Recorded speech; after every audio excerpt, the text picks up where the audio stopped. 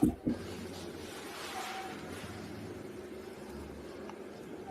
that same old startup screen glow, blowing dust off a gray game logo. Saturday stacked in a plastic case, sleepover scores we can't erase. Kirk's got stats like a cheat sheet code, and he's got jokes from the late night shows. Top 4 takes from a childhood stash, argue till the credits crash.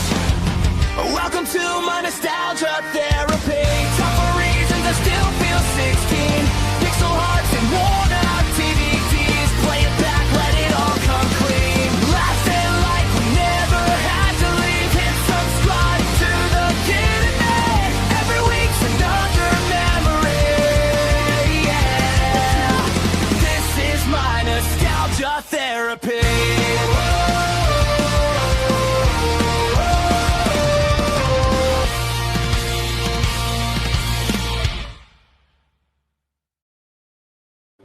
This is the Rushmore Show, where it's all about your top 4 and nothing more. Girl Dad Rat is here. StreamYard's here. Stream Elements is here. Botrix is here. Botrix is here. And, yeah, let's get this thing going. Fox is here. Fox is here. Man, wait. Fox isn't blue? What? We're gonna What in the world is happening? On the world. Hey, so if you're out there, say hello. And let's get this thing started. Andy, we are 3 weeks away by ending our second round of video games in 2026. This is episode 231. And, man, what a ride it's been. We're having a great time talking about collectibles tonight. And a lot going on, man. I had to run over here real fast. Just got off of work because it's curriculum night over at the school. And, yeah, man, it's just a bunch of stuff going on. How's everything going on your neck of the woods? Well, it's good because I'm back in my house and I have plumbing and I'm back in the Rushmore room. So I'm excited to be here. Yeah, it's a great time, man, for sure. So for folks that don't know, you had a little you just moved and there were some issues. And so you had to spend some time outside your house. Now you're back in your house. So now I'm not coming to you live from a bedroom. Sleeping in my pajamas. I'm now in my pajamas in the Rushmore room. Hey, so we got some great guests tonight. If you're out there, I see 3 of you. Say hello, and we'll get this thing started. Kirk, real quick, because I'm rocking a vintage shirt from them, but we just got done with Louisiana Retro. And speaking of that vintage shirt, I left my shirt in the bucket. Oh well, it's right out there. Yeah, it's in the bucket. So you got the stuff. I didn't know if you got the stuff, so we're going to play a third round tonight. Well, I don't have that available right now, but yes. There's 10 people here, and we're ready to go, I guess. Hey, so let's get our friends out here before our friends leave. Hey, thank you for being here, all 10s of you. We are the Rushmore Show. We're going to go and talk about... Hey! Top 1S Alt sent us $1. That's what I'm talking about. Well, yeah. Thanks a lot. Thank you a lot. Thank you. I don't know who you are, but welcome to the show. Welcome to the show. There it is. But yeah, let's get this thing going on top 4 video game collectibles of all time. Let's get it. Oh, let's get it installed for a minute and just here we go.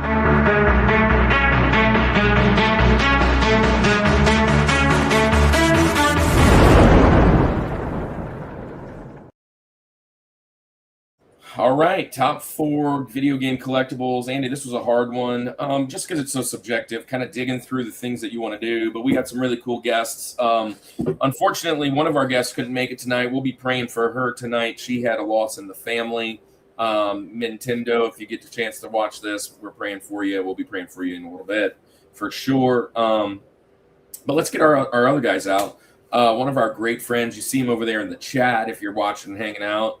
Let's get our guy from Fox Gaming, Fox Play Gaming, Fox Psycher. Get him on out here. Yep, there he is. What is up, fella? Yo. It's been a minute. I think you've been on. This is now your 3rd or 4th time, roughly. I think it's my 3rd time. Third time. And then let's get our other guy out here. Met this guy like maybe 3 years ago now. Maybe it's 2. No, it's 3. And he was doing a convention here in the area. And it was not very far from here. It literally probably have walked to this place. Although I wouldn't want to, it's a little further than I want to walk. But he actually had guests. He had Pac-Man as a guest, and he had Retro Wolf, and he had, I think, Phoenix Resale was over there, and maybe a couple other people. And I saw it, and I was like, oh man, a couple people I'd like to meet. And I messaged him. He said that they had an extra table. I wasn't able to use the table. We ended up, Cannon played football that weekend. And but I ended up going, and I met Pac-Man there, which we've had on the show, and then Retro Wolf and all those guys. And anyways, hopefully we get to be a part of his thing, which is Game Central Station. Welcome to the show, Tony, for the first time. What's up? What's up? What is up? Hey, so if there's 10 of you out there, say hello, say where you're watching, what you got going on. We're going to talk our top 4 gaming collectibles. We always let our guests pick. Obviously, Fox, you didn't pick. You jumped in to fill in for Minzy, and we appreciate that. And so Tony and Minzy we're kind of talking things. They're both collectors. They both do convention scene. They both do a lot of video gaming. They're like, let's talk about collections. And so we're going to talk about top 4 collections tonight. And listen, that can go a lot of ways. And so I'm excited to hear your stories, because it kind of tell me what kind of systems and games and things you like, what era, what console wars and all that jazz, and all the in-betweens with the peripherals and the books and all that stuff. So it's going to be a fun night, just kind of chatting and going down what we call nostalgia therapy, but memory lane. But first, Fox, you're going to go first tonight. Since you're going to go first, we'll let Tony kind of introduce his neck of the woods, his corner of the internet, if you will, and where people can find him and what he's doing for the gaming community. Tony, tell us all about Game Central Station. Tell us all about you and Shane's endeavor and where people can find you and what you got going next. Mainly on Facebook right now. But yeah, my name's Tony, out of Athens, Georgia. Me and my buddy Shane, we've been running Game Central Station for quite a while now. We really just wanted to have our own convention and bring vendors in to bring more games and stuff to our area. So that's kind of how the idea really got started. And our first event was like 11 vendors at J&J Flea Market out here in Athens. And now we're up to, I think, like 18,000 square feet with almost 100 vendors that come out. So it's grown a lot in 5 years, and it's been crazy. Definitely been crazy. That's amazing, man. And the scene is kind of blowing up a little bit in the sense that you can actually probably go to a convention somewhere in the Southeast, probably within every weekend, probably within like 3 hours. Let's just say 3 hours. It'd probably even be closer, maybe an hour and a half to 2 hours. You could probably go somewhere probably every weekend. Right. And that definitely was not a thing back when we started. That was the crazy part. There was none of that. Like, you didn't have anywhere to really go to do that besides the big shows, Southeast Game Exchange, Southern Fried Gaming in Atlanta, but they didn't really have a whole lot of vendors. So that's kind of where we really started that idea in our heads of like, I think we could do something like this and just bring more vendors down here. Yeah. And the funny thing is, to me, is it's not really just conventions. I mean, there's a couple like just really cool pop-up flea markets and thrift shops and all these things that are kind of in this area. I live kind of in the Athens area adjacent. And like CC's and other stuff. Like, there's just all this crazy stuff that's been going on, which wasn't something that was always a thing. And so it's really a cool time to live as far as that goes, because we big conversation is digital media going away. But if you're like kind of in depth into this, it makes these things even more fun, right? It's like that makes the hunt worth doing, and fun stuff, man. Hey, I do want to shout out Bud Files. I said something earlier, but I don't know if they heard me. Bud Files, we appreciate you being here, man. You've been loyal, popping in at least once or twice for 4 years, man. So thanks, Bud Files. If you go to their channel, which is really cool, they shout out every subscriber that they have. They have a video that I don't know how many subscribers they have now, but if it's like 1,000, they have a video that says all 1,000 people. It's funny. So thanks, Bud Files. And hey, Religious Fanboy, Quentin was on the show not long ago. Everybody go and support Quentin. Religious Fanboy, we'd love to have you back on again, man. We did anime openings, I believe, when he was on. Hey, so let's jump into Fox. Fox, man, you're up, man. And you're going to start the show off. So tell us a little bit about Fox Play. Tell us about your books. Tell us that you're an author. Matter of fact, we've had conversations about that because both Andy and I are writing, and I'm writing a fantasy book. And I actually have it done. It's just sitting here. I want my wife to read it first before I send it off to any like editors or anything else, whatever. I'm like, hey, can you help me get this thing cleaned up and cleared up before I do any of that? And she's just been super busy. So it's sitting on the shelf, which is fine because I've been working on mine for like 20 years. So what's another couple of weeks? But Fox, you actually have wrote several really big novels. So tell the world about what you're doing, about why video games, and what kind of games you're playing, and what you got going on next. And then we'll get started. Sure. My name is Fox Syker, your host with the most fur, as I say on that YouTube.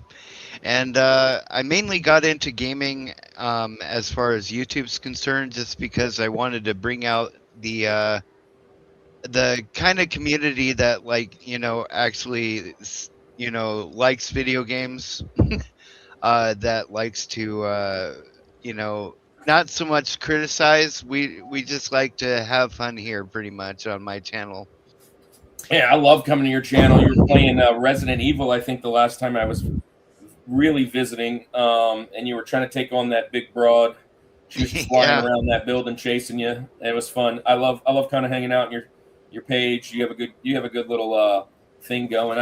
I always it's always kind of like at an odd time. I'm like ready for bed or something because you are on the more western coast, and we're on the eastern coast. So a lot of times when I see you, it's like, man, it's really late, but I'll shoot some breeze with him for a minute.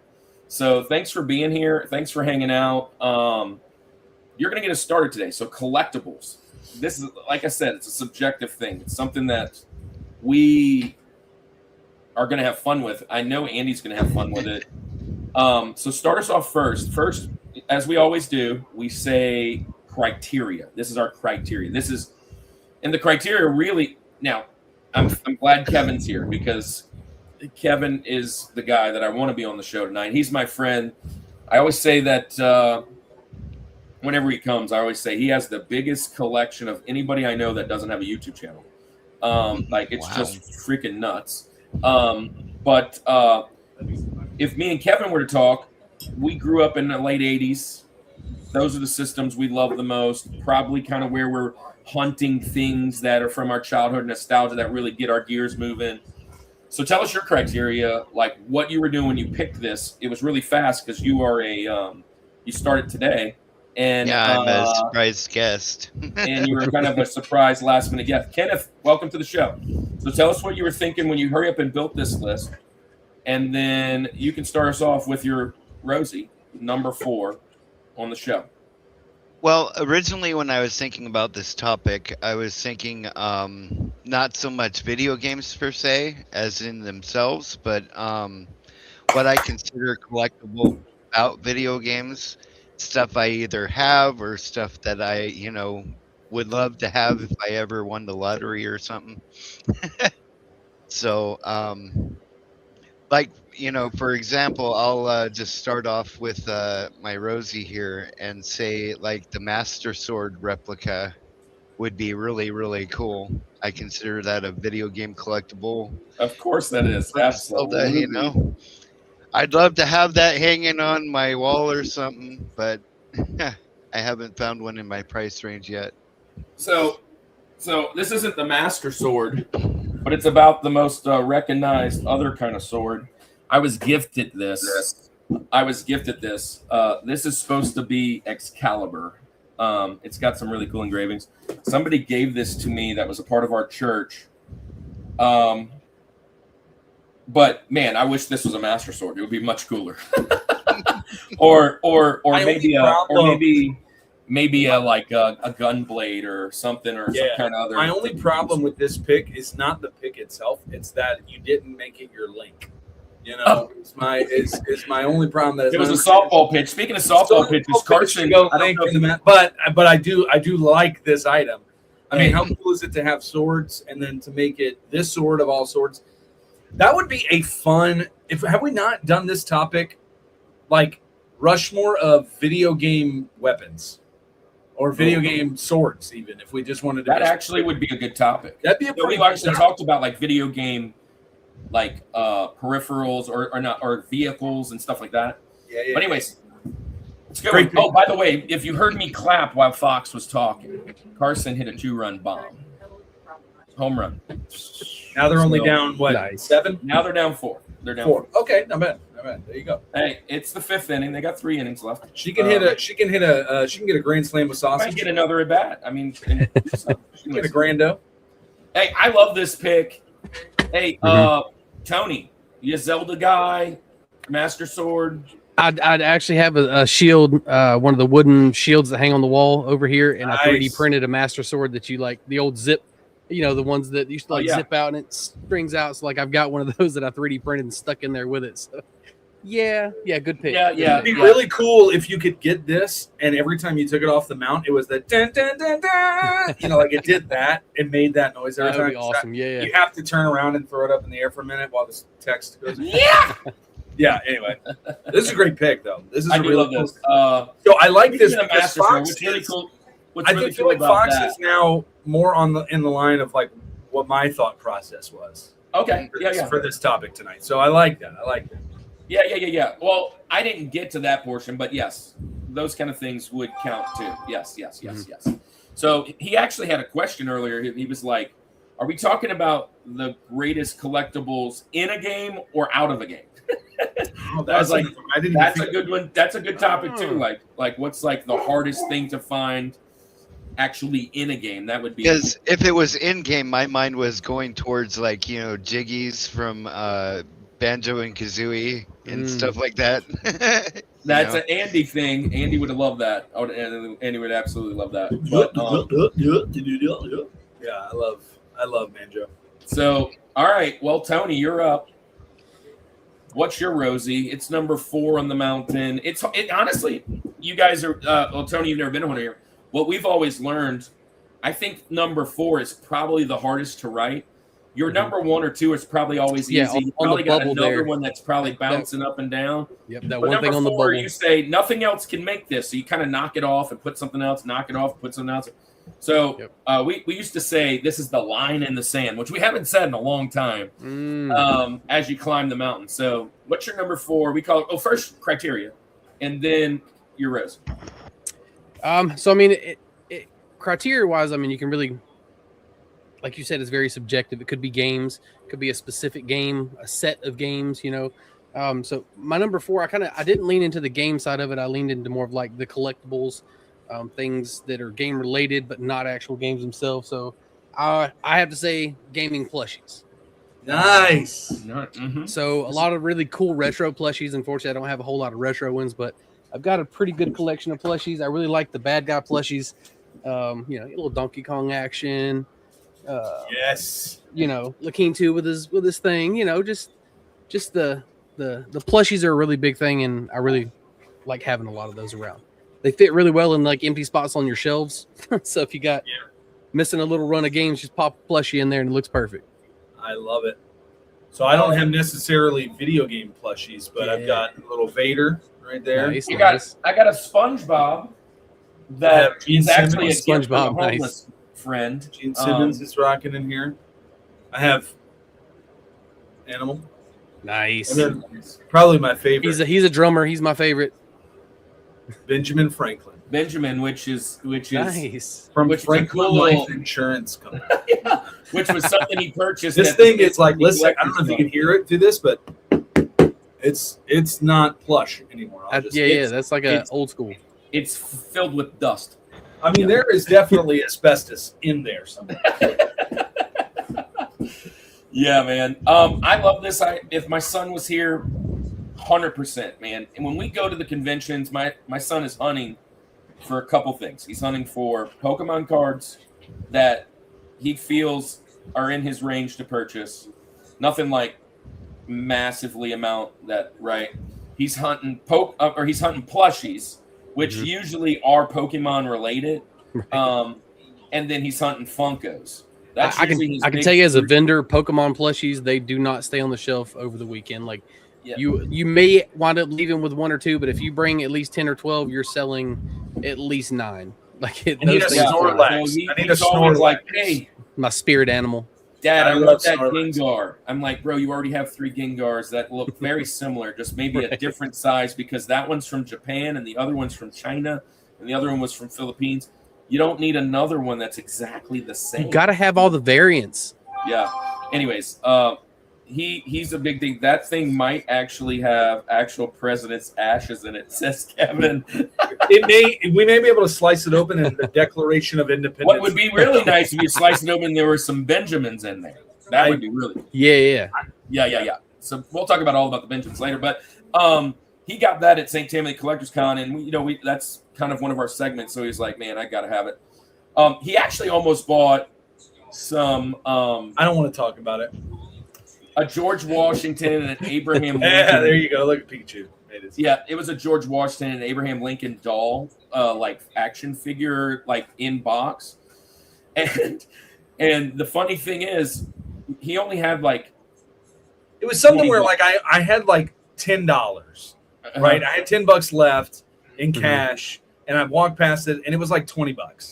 I was like, hey, man, and we're about to close. Like, literally, people are shutting down. I'm like, I got $10. I'll give it to you for it. He's, I can't do it. So I'm like, okay, whatever. I get it. So I go to the concessions, and I get, like, a Coke, and I come back. He's like, you know what? I'll do it for 10 now. I'm like, dude, I just spent $5 on, like, and I've never seen this guy since.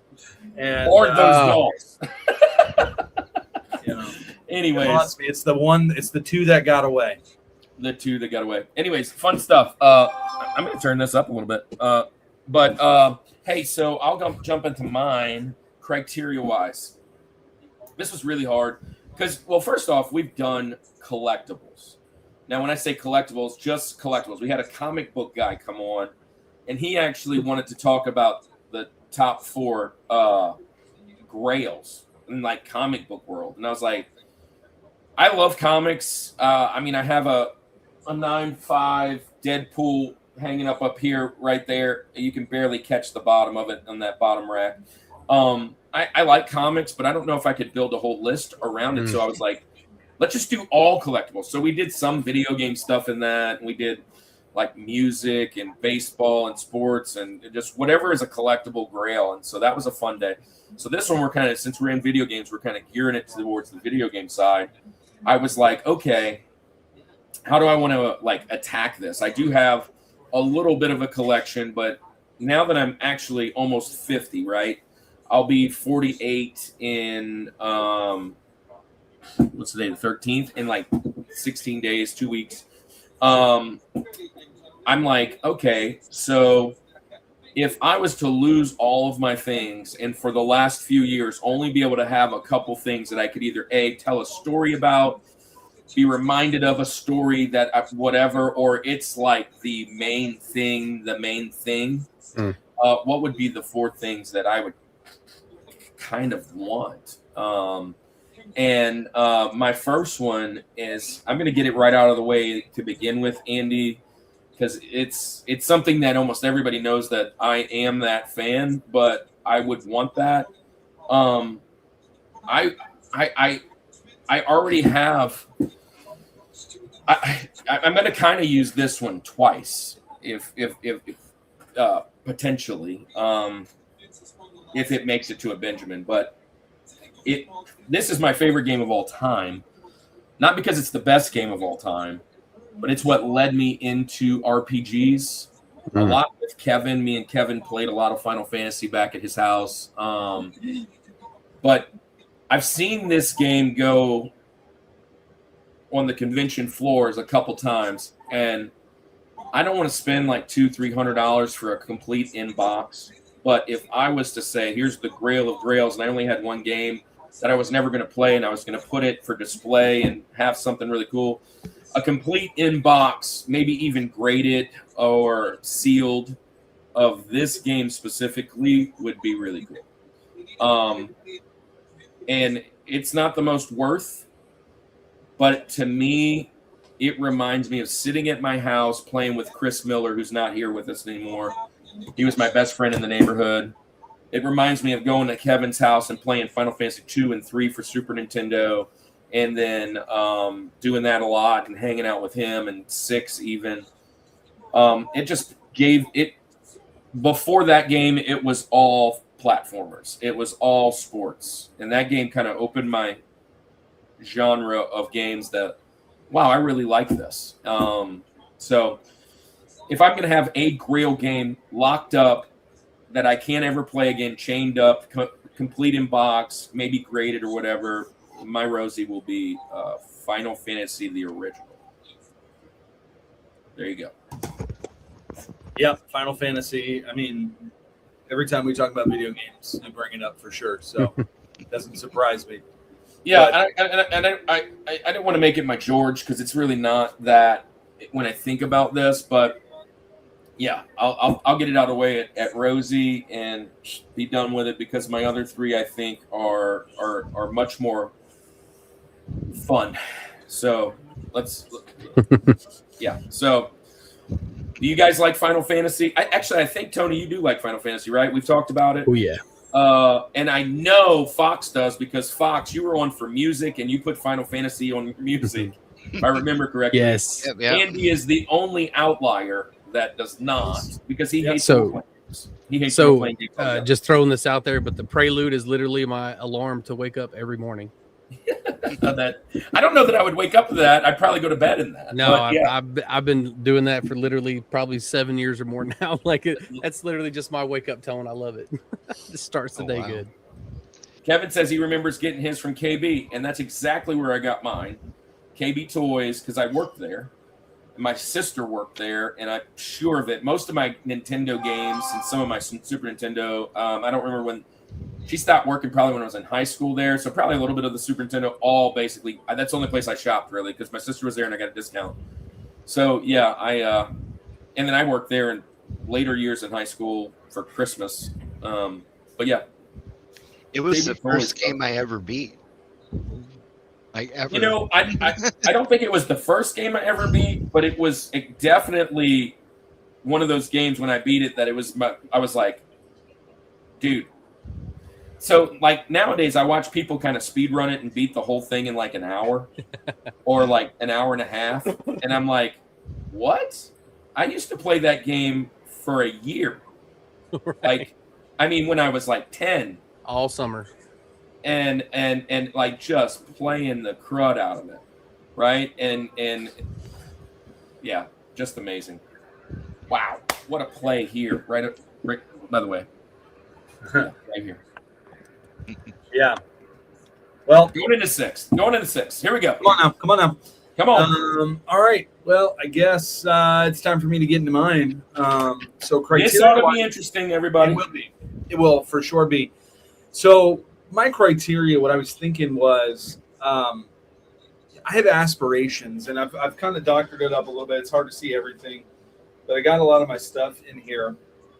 I've got aspirations, as tiny of a room as this is, of making this, just adding a ton of different things on the walls and all kinds of fun stuff. So when I was thinking about it, I was like, what are 4 items that I want to have in here, right? Yeah. Some of them undoable because of space, right? But if I'm just dreaming, what are the 4 things that I would like to collect just to have that would be really cool? Talking pieces, conversation starters, and some fun. So that's kind of where I went with mine. And then it ties into my nostalgia, right? Like, so what are the things that I would enjoy either from my childhood playing the games again, or just brings back memories, things like that, right? So that's kind of my thought process that went into this. So with my Rosie, coming in at number 4 is a cool little blip in time.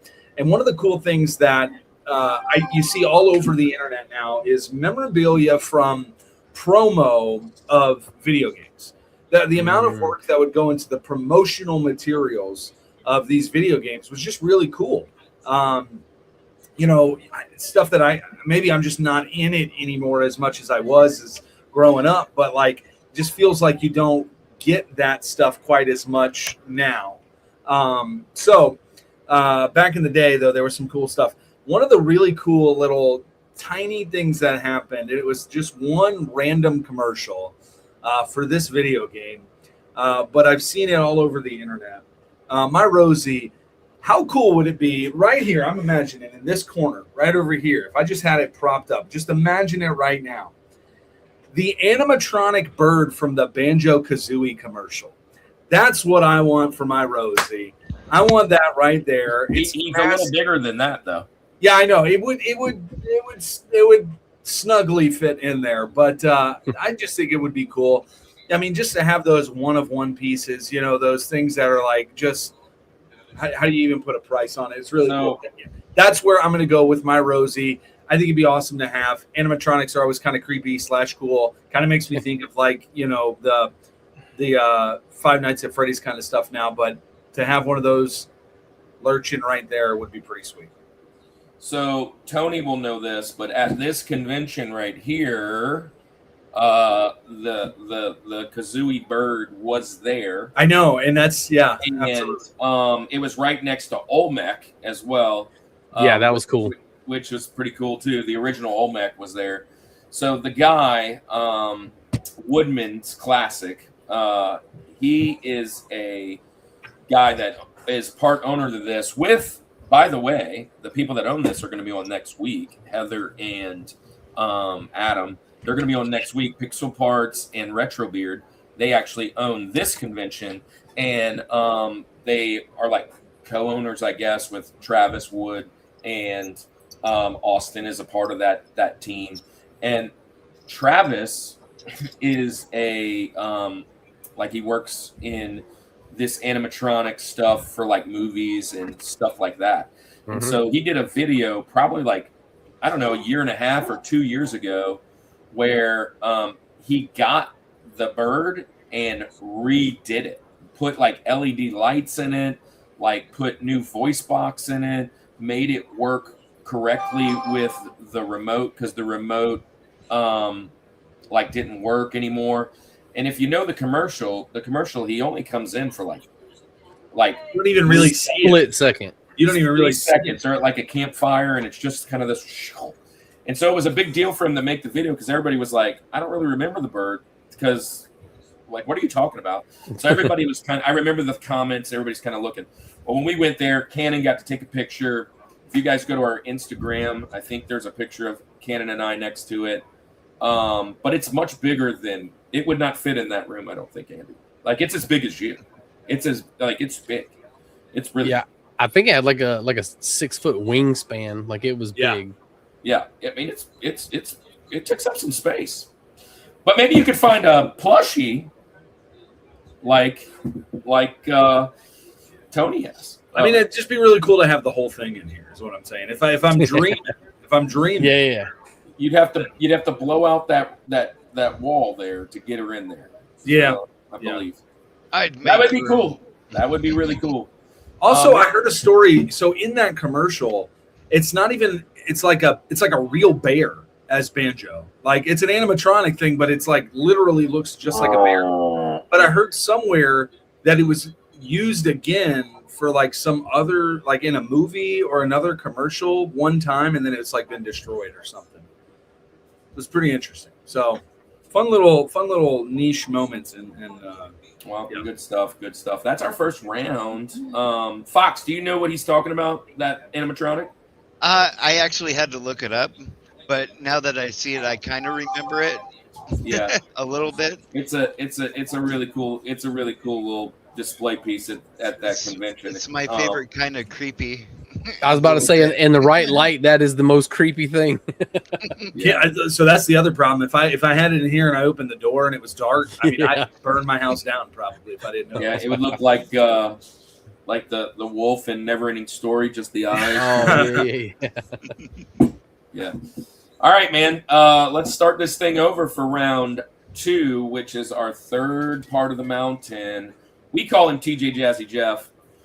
Fox, what is your TJ in collectibles? Third favorite of all time? This one I actually don't own.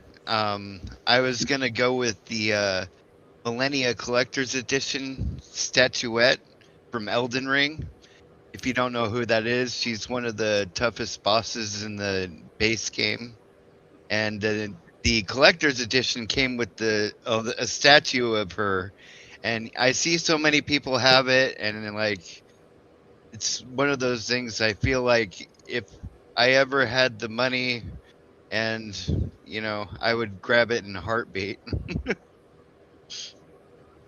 I'm gonna look it up. I know Elden Ring. I don't know this necessarily. This statuette though. What is? So say it again. Millennia. She's the Millennia Collector's Edition statuette is what I know it as, but All right, I'm pulling it up. See, so I can. And if I remember correctly, that collector's edition didn't even come with the game. I think it was just the statue and maybe a that might steel have been book, the right? case. Yeah. Like a statue and a Is it this steel one book. here? I think came with that. Yes, that's the one. Yeah. Yeah, right here. It's for a cool 350 bills. Yeah, it's a chunky one. Yeah. Yeah, that's nice. That's nice. There's another one where she's like, this is kind of cool. She's in like a different stance. Oh yeah. That one's for only 123. But it's my favorite video game, and I got like posters and everything in my room, and I got every edition they came out with, and then it's like that one piece that I feel like I'm missing. I can't be an Elden Ring fan without it. It feels like. Did you get the little? Did you get the pre-order ring? Even though you don't have it. I didn't get that one either. It was so cheesy. pre-order. It was literally like some mechanic wire wrapped around. It was like, it was bad. I will say I have very little experience. I mean, I love RPGs. I just have very little experience with Elden Ring. Obviously, watch people play it online. I've seen videos and countless. It's a great franchise. Mm-hmm. But particularly, yeah, I haven't played it too much. But I know I would love it. It's funny to me because I've never been a huge Dark Souls fan at all, but I got that and I played it when it came out, and it literally lulls you into this false sense of you being amazing at this game, and then it just wipes the floor with you until you figure it out for real. Yeah, I did hear it is pretty difficult. It's pretty difficult. So yeah, Dark Souls is. Yeah, I watched Bryce play Dark Souls for quite a little bit, a couple months back, and just shooting it with him. And so, all these games are really cool. Andy, I know you love this game. Would you want a statuette right there? Right. I mean, sure, I'll throw it in here. I just don't. I don't like fit. taking my turn to play games. That would probably fit better than Kazooie, right? So I like to not take my turns while I'm playing games. Of course, here we go. RPG hate. Well, Tony, what's your TJ? So kind of leading back towards your Final Fantasy, Final Fantasy 7 stuff. So VHS tape, promotional tape for the game. There it is. You got your your Advent Children DVDs. Strategy guides. There was a bunch of different strategy guides for Final Fantasy 7, believe it or not. And I got this really cool poster that I put together. So I got a demo disc of Final Fantasy 7. I've got the UMD PSP version of the movie, and I've got the Shinra card from the latest the remake release when you bought the deluxe edition that came with a little So you Shinra made ID that card. there? Yeah, it's just like a high resolution print for the poster in the Right. back, and I just put it in the picture frame and kind of threw all the little things inside of it there. That's really cool. It's kind of glaring really bad, but Yeah. yeah. So just like Final Fantasy 7 collectible stuff, I'm actually playing through the remake and rebirth right now again. So like that was a big game for my childhood. So that's, that's so something I always Final gravitate Fantasy towards when I see VII was Cloud. a game I played with my nephew. I don't have a ton of like collectibles. I do have the player's edition of the game over here. Somehow or another, I have an extra disc in there. I don't know where that ever came from, but I do have the strat guide over here. But yeah, all the way up until the 14, which they just re-released for Switch 2. All the way Right. up to like 14, I had everything almost possible. The anthology, the number as far as the games go. Right. I would have collected many of this too if I had an opportunity. I love it. Good evening, gents, says Isaac Nobars Torado. Great guy. Go follow his channel. Good stuff, man. I love this pick. Andy's gonna hate it. I'm sure Fox will love it too. But just because Andy doesn't understand it, it's okay. Which is funny. So far, aside from Andy's picks, we're really heavy on RPG tonight. Yeah. Well, I mean, all you do in an RPG is collect anyway. So like it's it like works. You just stock up inventory. I hear you. Yeah. Well, that's a good pick. That's a good pick. Andy, I'm gonna go with.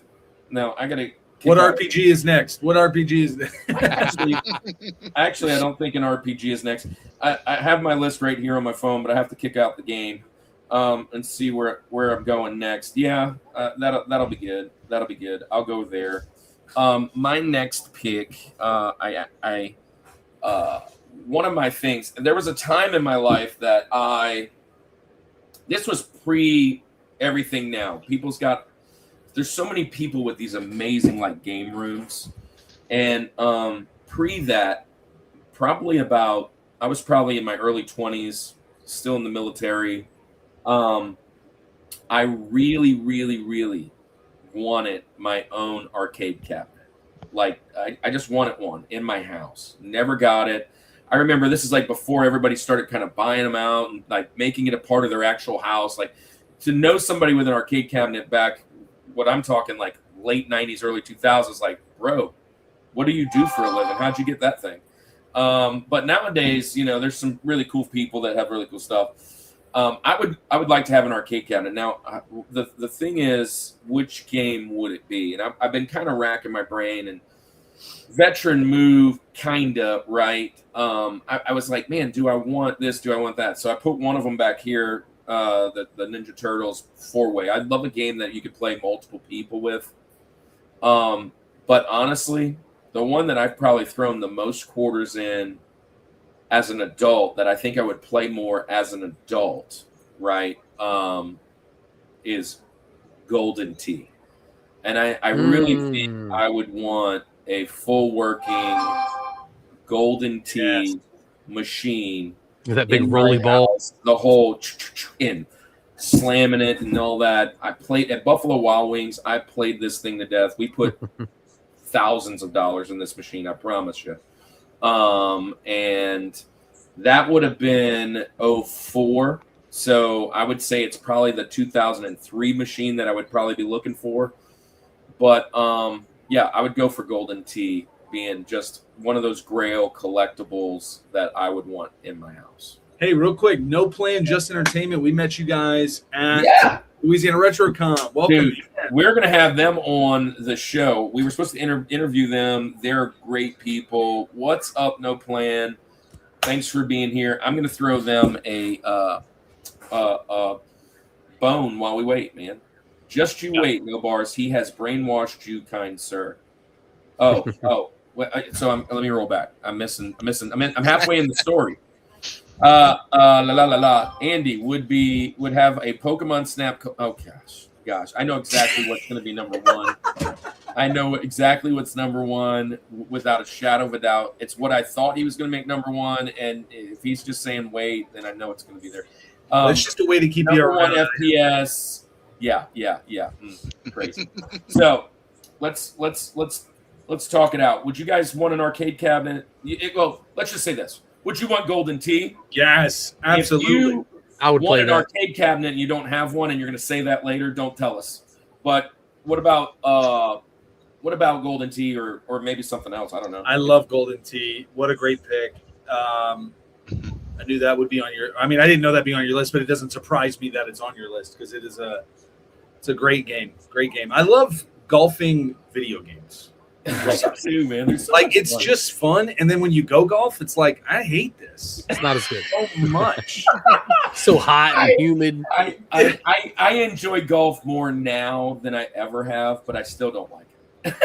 I don't want to watch it on TV. I don't want to go do it. But My playing it on the son-in-law game- is an amazing golfer. You know, my daughter just got married, and he is an amazing golfer, and that's all he loves to really do. And so we went golfing like before the wedding, and he just smashed me. Like it was me and all of his groomsmen, and Cannon went. I mean, I'll go to Top Golf. I'll go to Top Golf. Oh yeah, I don't mind a driving range. I like a driving range. You know, but the Golden Tee though, that is where it's at for sure. Yeah. Well, I was kind of leaning. I like what you said about the 4-player cabinets. Like those to me were always, always fun. We always had the Simpsons arcade local at my skate country out here in Oakwood, where I grew up, and we always went there. But if I had a 4-player cabinet, I would want the X-Men game. I think like the X-Men was so cool back in the day. It's such a good fun game to play, and then obviously picking up whatever X-Men you want. Yeah. X-Men was one of the ones I was thinking of. I mean, with that being said, I was thinking X-Men, Simpsons, Ninja Turtles is the 4-player. But Golden Tee, you can play 4 players. Silver Strike Bowling, which is similar, you can play 4 players. Now you got a top 4-player. And here's the thing, I was leaning out of that and thinking of like some good fighting games or some good coin muncher like platformers that I played as a kid. But I wouldn't play that as much as an adult. I would love it, but be like when the guys come over, like Andy comes over the house, dude, you want to play some Golden Tee? Playing like a Double Dragon or something would be okay, but like it would just be on in the corner of the room for a lot of time. If I had a Golden Tee, I would be playing it all the time. All the time. I mean, like be watching, sports or movie, and I'm over here playing Golden Tee. You say Buffalo Wild Wings, but I worked at Wow Wings down here, and we had a Golden Tee there, and same idea. It's bar room arcade to me, but it's good stuff. I do love that game. Speaking of bar room, no bars, Torado. Yeah. Just wait. Here it comes. Look, Andy, what do you got? Well, my next one on my list is the smallest item that I have for sure. But it's one that I had growing up. It's one that I could probably get today without a problem, but it just brings back nostalgia for me with memories. And I am going Pokemon, but I'm not doing Pokemon Snap. So I learned my lesson with you guys. Don't worry. But the Game Boy Color, that's the Pokemon Edition Game Boy Color. The yellow one with the Pokeball is the power. You got little the Pokemon kind of characters around the corner. I had that growing up as a kid. It's a memory that I had. I love the Game Boy. I love all things Nintendo for sure. So I'm going to go with that specific Game Boy Color. I remember playing the Pokemon games, Pokemon Yellow on there, having that system. And that one specifically, the yellow, it had the blue background.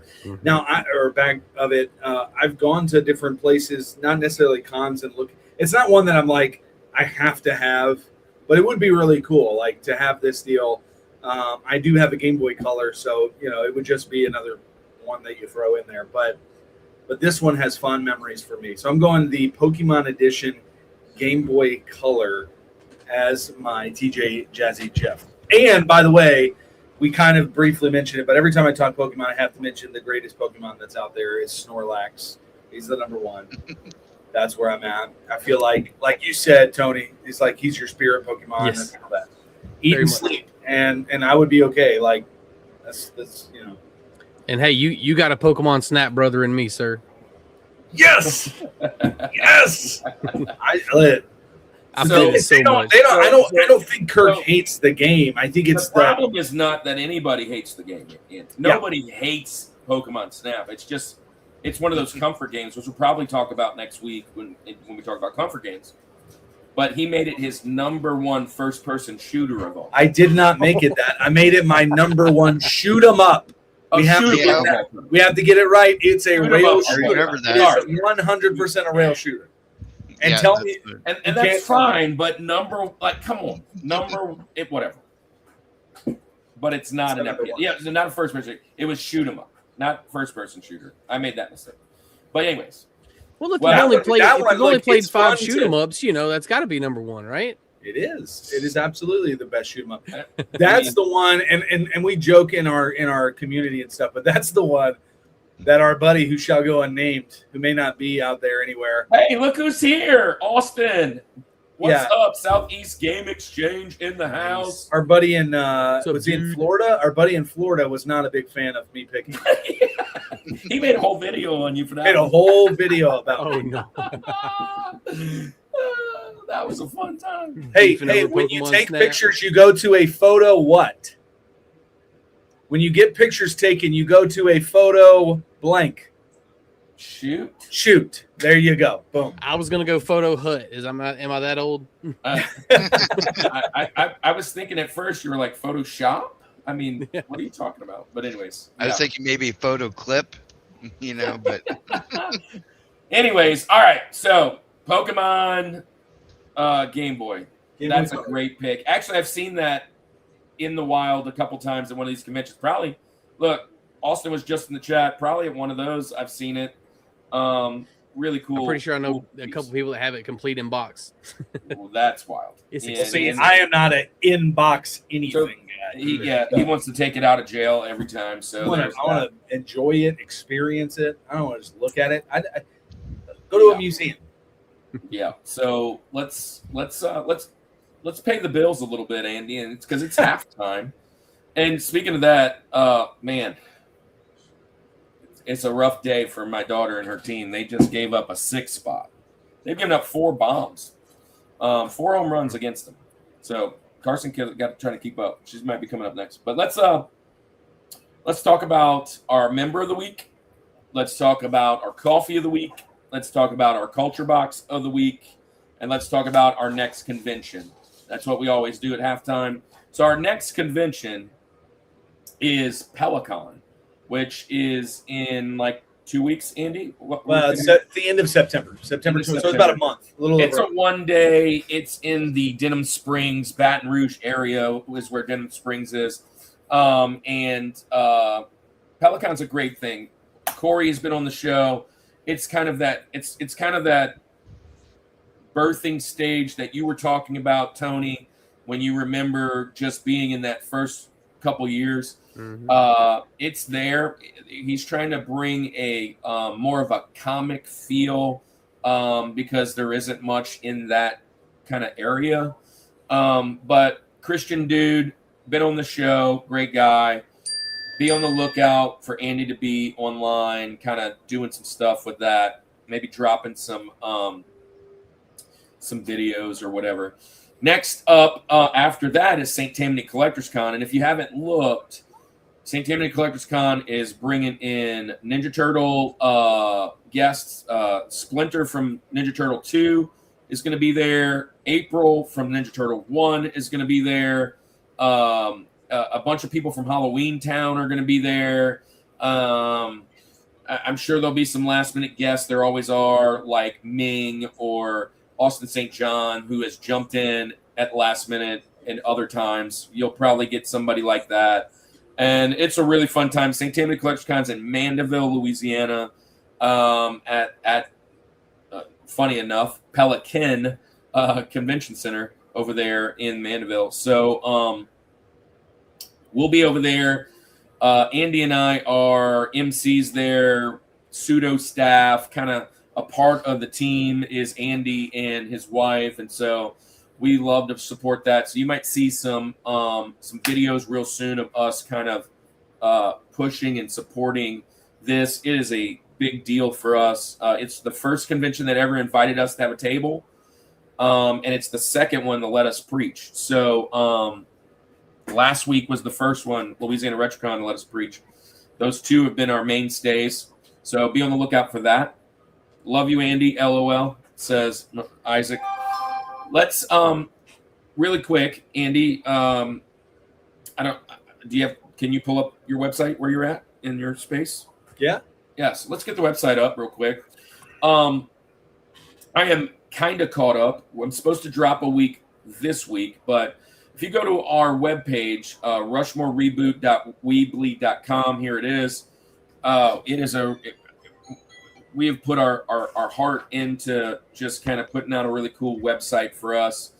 And it does multi things. It shares our origin story and who we are. It talks about fantasy football. You can drop a chat or two right there. But if you go to our ministry side of things, you can actually drop a prayer request. And many of you guys need prayer. I need prayer. We all need prayer. And if you find something you need to do, and then right there, the Coalition of Christian Creators, there are a lot of really amazing people. Christian creators, it's really hard to be a Christian creator on the internet just because it's kind of not something that's really pushed. There's 140 people we'd love to help.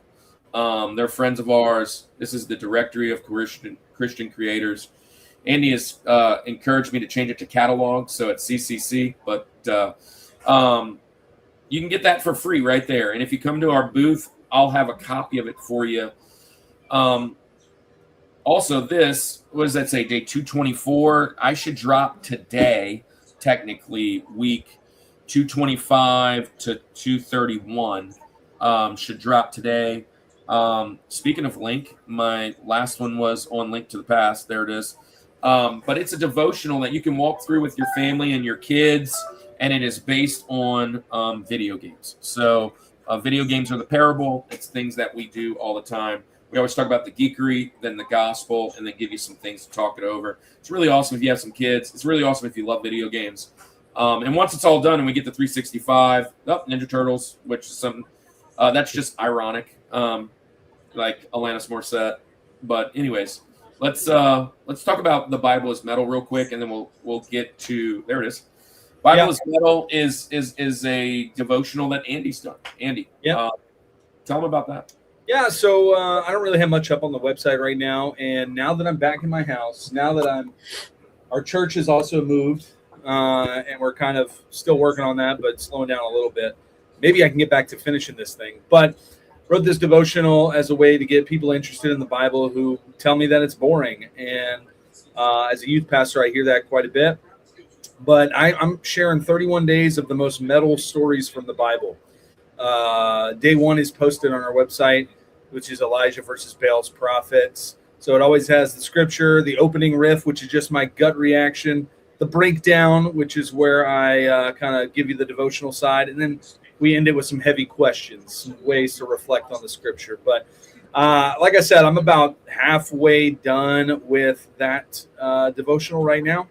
Hopefully I can try to get back to it. The goal, fellas, as well as people in the chat, would be one day that we have some of these sitting at our table.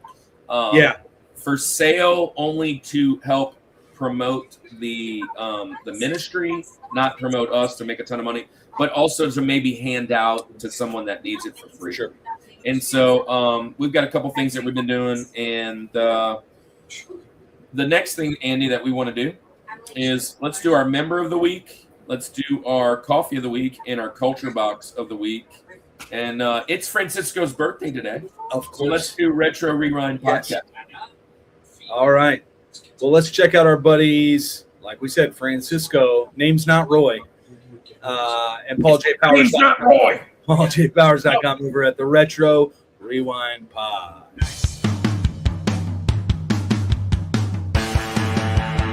Every other week, join the Retro Rewind Pod as they travel back 15 or more years along the entertainment space-time continuum in their mission to review movies and games, establishing what is still worth your time today. Expect fun banter and trivial insights from Francisco, Paul, and rotating guest hosts who are all out of time. Let's face it, at-home coffee can be pretty stale. Coffee at home doesn't have to be boring. The Village Coffee is here to deliver the flavor. The Village Coffee roasts coffee every week and sells online. Go to villagebeans.com to order your coffee today and use discount code Rushmore for free shipping.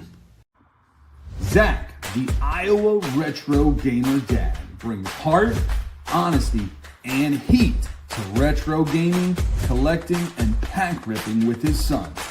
From tackling addiction and mental health to calling out scalpers and celebrating nostalgia, this channel is where real talk meets real fun.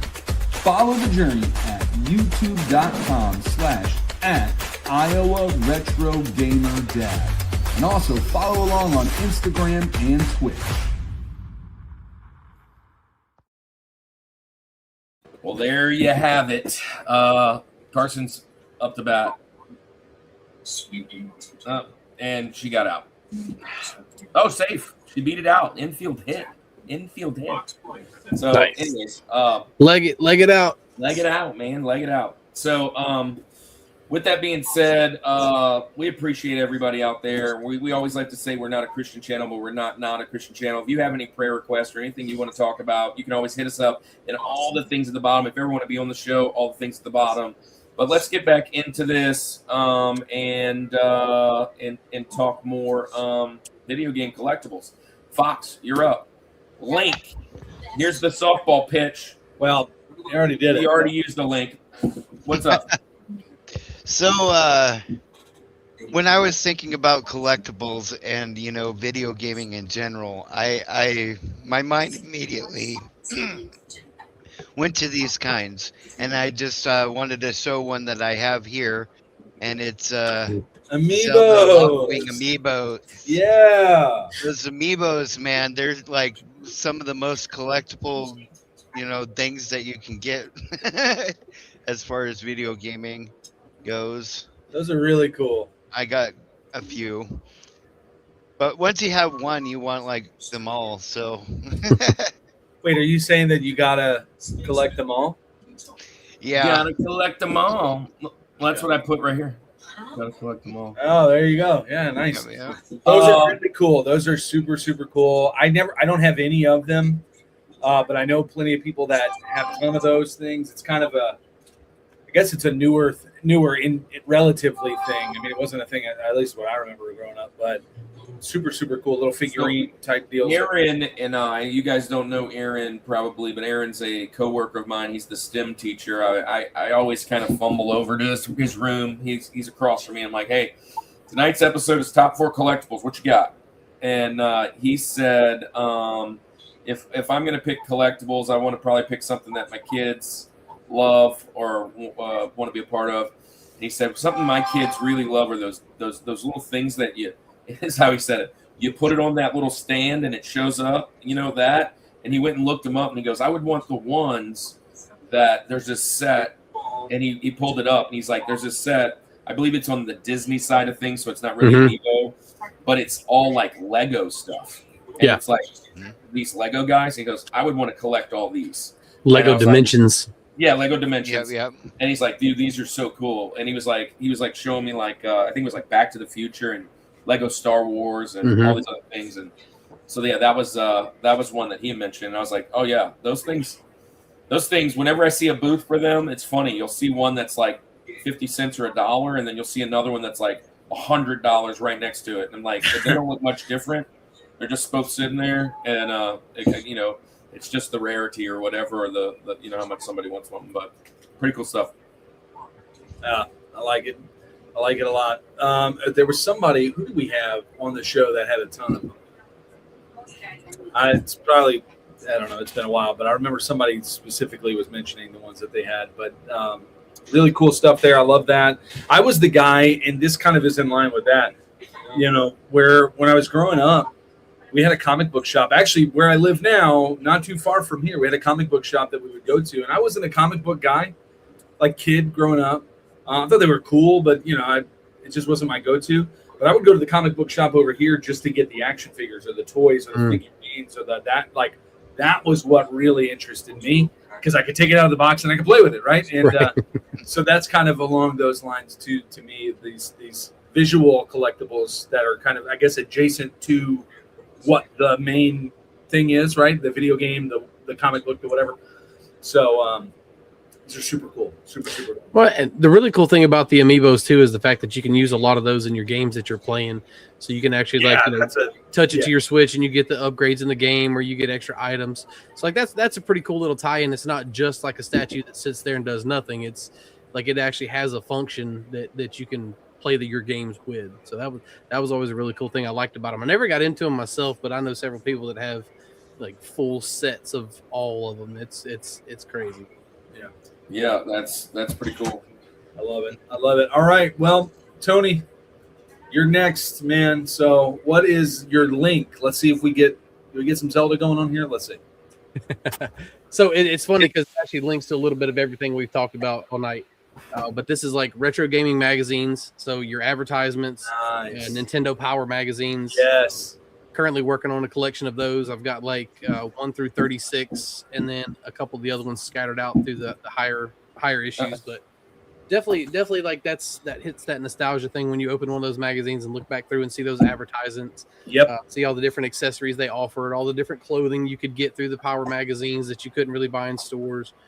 So definitely the printed material like that, it definitely hits that pit. Yes, I absolutely love this pick. Get out! My dog just taking out the stuff. Kirk's going to tell us a scary story real quick. Be like Kazooie when you come and check her out. Yeah. No, but this is great. I mean, it kind of goes to that whole idea of like the nostalgia we have. And I'm not going to be the guy who beats the dead horse and talks about physical media is going away and that whole deal. But to have these magazines and these catalogs and these things that you can touch was such a cool thing. I like not necessarily to the Nintendo or like the video game side of it. I was the kid, and I just remember this growing up. The Books A Million in my hometown was the spot where all of like the skaters and the punk rock kids would hang out on Friday nights. It was a deal. So much so that it was right next to the movie theater that my mom would not let me go there, but she said, you can go to the movie theater. I would buy a ticket to a movie and not see it to go hang out at Books. Like, it was just the craziest thing. And I would like go and tell my friends like, hey, did you see this movie? Tell me about it in case my parents asked me about it. And it's just a different time. But anyway, we would go to Books A Million. And now Kirk's got plenty of stories before Jesus. This is a before Jesus story. We would go to the back aisle where all the magazines were, and we would take like Hit Parader magazines or, Metal Injection magazine. Like we would take these ones, Metal Hammer, all these types of deals, and we would rip the posters or the pictures out of it and stuff it like in our Jinko pockets. and then plenty of room. Whole room was wall to wall. There wasn't a space where you could see wall of like Slipknot, Mudvayne, whatever, all these different posters, Ozzy, all this stuff that was up on there's got to be a picture somewhere of my room that was just when I first started dating my now wife, that was what my room was, and she's still with me, guys. So I mean, she's a real one. But yeah, so having those pictures, even like in the Nintendo magazines or whatever. Oh yeah, the Nintendo Powers have all the posters. Yeah, the posters, the tips and tricks. Yep. Yeah, what a cool pick. I love that. I like it. I like them too. I never owned any, but I remember having a Sega Genesis one from like from the school, and I was able to figure out like how to get to some secret areas inside the game. And I'm like, this is the coolest thing ever. It was before Game Facts and all that. Yeah. So. Kirk's muted. Kirk is speechless. I'm speechless. My dog was barking probably at somebody walking outside. The dog was going crazy, man. I heard it. Yeah. I had to mute myself, but I absolutely love this pick so much that I'm going to. Come on. We did it. Talk about it. So here's the thing. I was sitting there thinking, I was like, what is something that I wish I had that I don't have anymore that my mom threw away? And so when I go through the list of things, there's a couple video games that she kind of tossed, a lot of non-video game collectibles like G.I. Joe and Mask and He-Man and Voltron and blah, blah, blah. But one of the things that she threw away that just really grinds my gears is my whole like first 3 years. I was going to say first 3, but I probably had it for like the first 5, maybe even more. Because I had a subscription that showed up in my mailbox, and I had every Nintendo Power. I had the very first one. I started ordering it when, I got my very first Nintendo. Probably had the little, my address on it.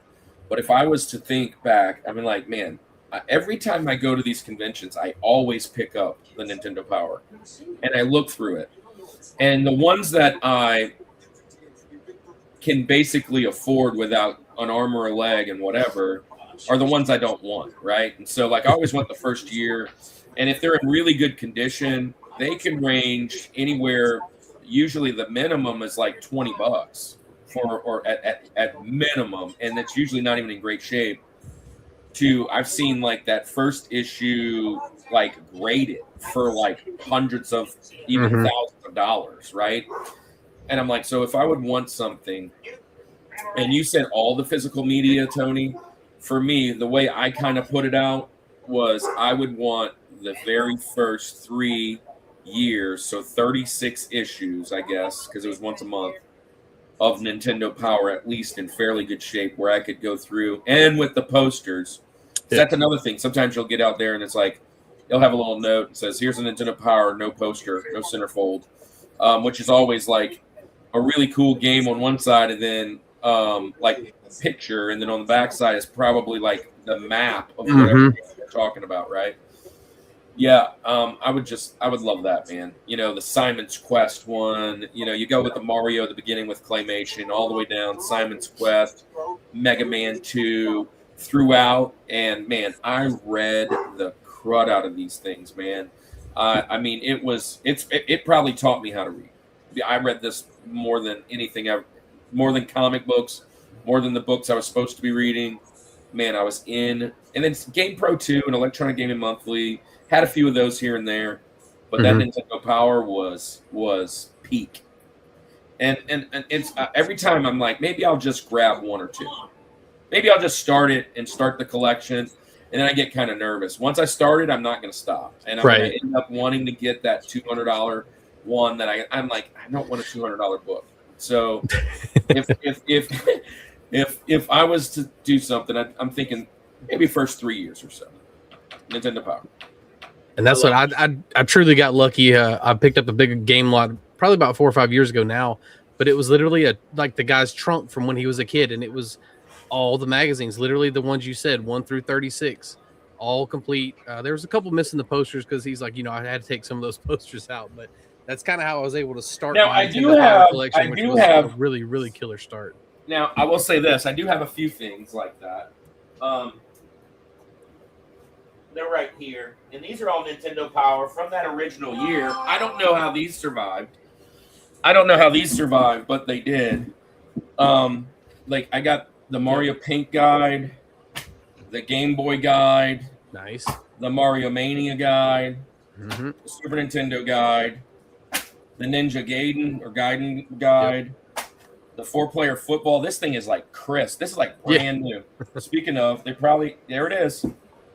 There's my name printed on it, 1354 West Lawn. I'm pretty sure the Final Fantasy one like this is over there in shambles. But like this thing probably never was even opened. Like I don't even know this one was even opened. But I've got a couple of those. But man, to have those original ones would be peak. Man, I would love that. Yeah, cool picks for sure. Barry, like number 6. Like number 6. I wonder. Some of this stuff, I feel like I don't need this. I should bring this to a convention and sell it to somebody. Trade it out. Trade it for stuff you like. We love trades. I'm thinking, I said this at RetroCon. I feel like one time I want to do a video where we bring a paper clip and we trade a paper clip. Oh yeah, that's a fun video. I'll give you a heads up. Like number 6. If you haven't liked already, go and hit that like button. It's the most important thing. Every time our video goes really good after the show goes off the air, it's how many likes we have. So go hit the like. Make sure you hit the like. Definitely make sure you're getting the right crowd of vendors to do a trade-up challenge as an adult, because we typically shy away from doing that with adults. Yeah, I know. This past time in Southern Fried Gaming, we helped a kid with a $14 Pokemon card get all the way to a Switch 2. So come on, it can be done. Well, I'll bring my child with me, and we'll do that. Anyway, great pick. I got a Rushmore there. This next one's going to be a little weird. I say weird, but it's not where we would go to necessarily Momentarily the weakest beard on the channel, but there's still. I know. It's coming back though. It's kind of hard to tell, but I did shave it off for missions. Kids raised. What was it? 3,000? Yeah, $3,500. Well, they hardly ever raise more than like 1,800. And he's like, if you guys raise 2,500, I'll shave my beard. And then the other guy was like, you raised 3,000, I'll shave my mustache. No, it was 3,000 and 3,500. He raised $3,500. And anyways, some really nice donor hooked him up to make him shave. Yeah, Nice. it is what it is. But hey, we raised $3,500 for missions. I'll shave my beard every day if it means that. So, all right. So going to mine, this is going to be again another one that is very personal to me. I've looked them up online. I could easily just buy it for like $12 or something. So it's not even really like it's that collectible, but it just brings back core memories to me.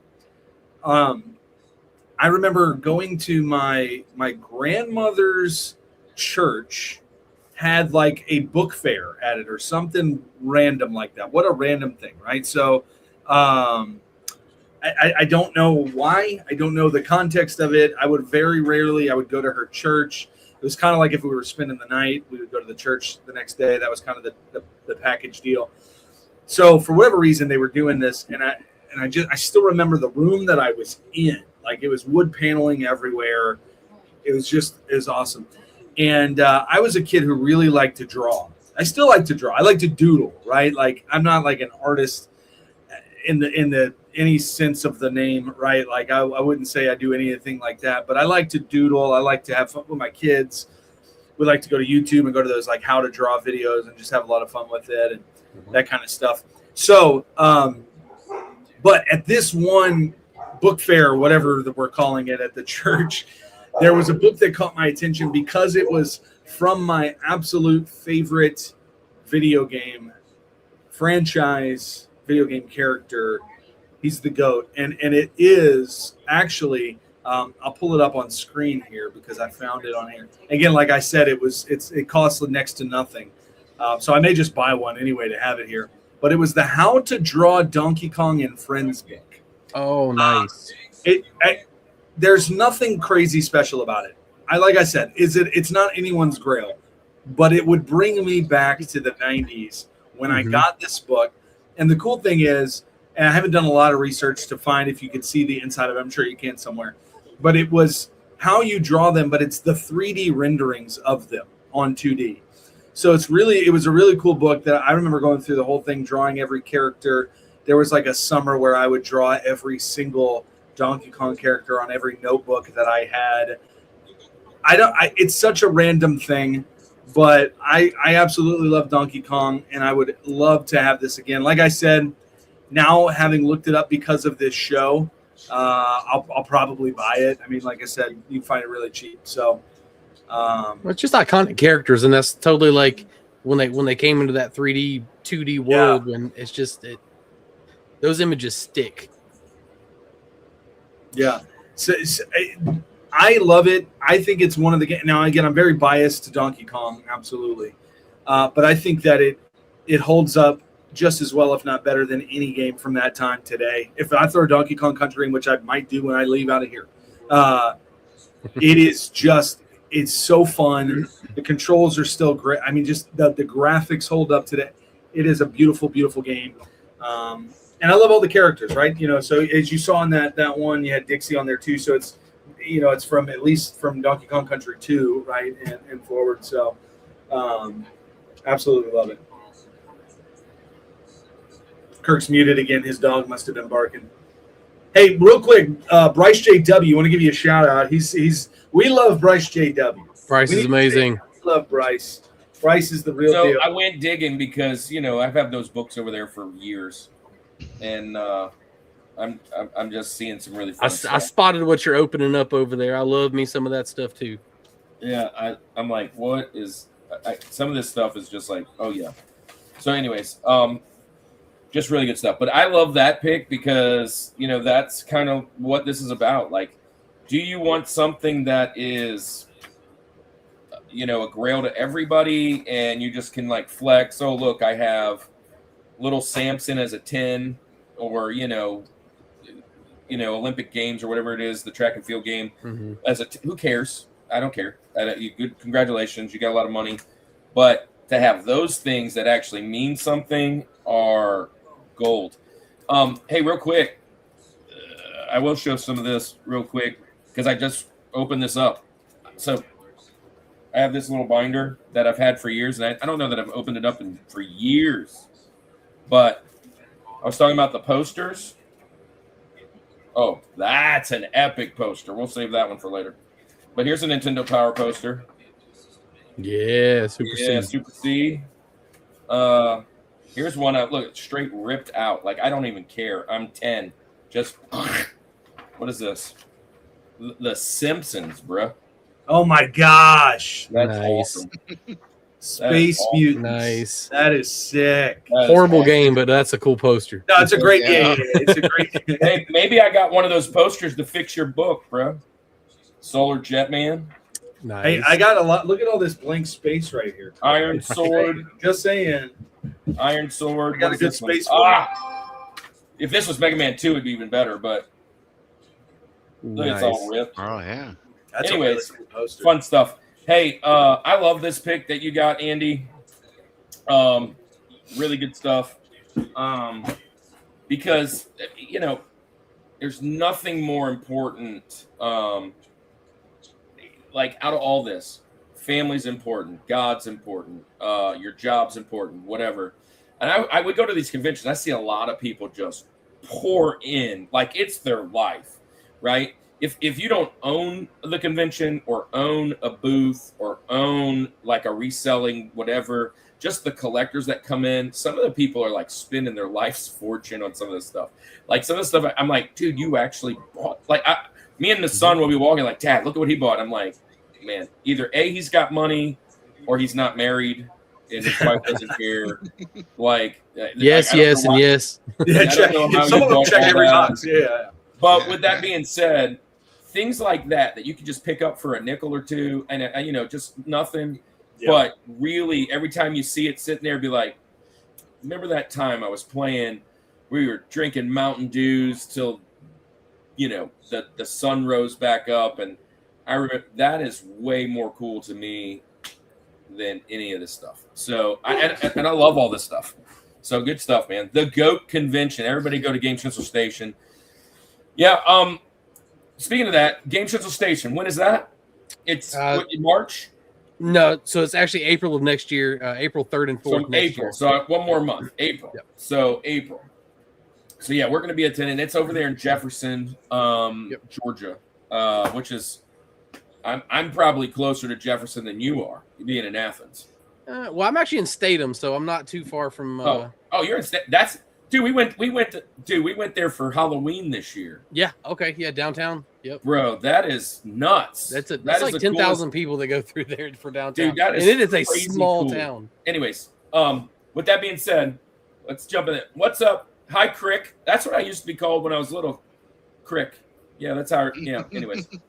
But hi, Bryce. Love you, man. Love you to death. All right, the George, number 1.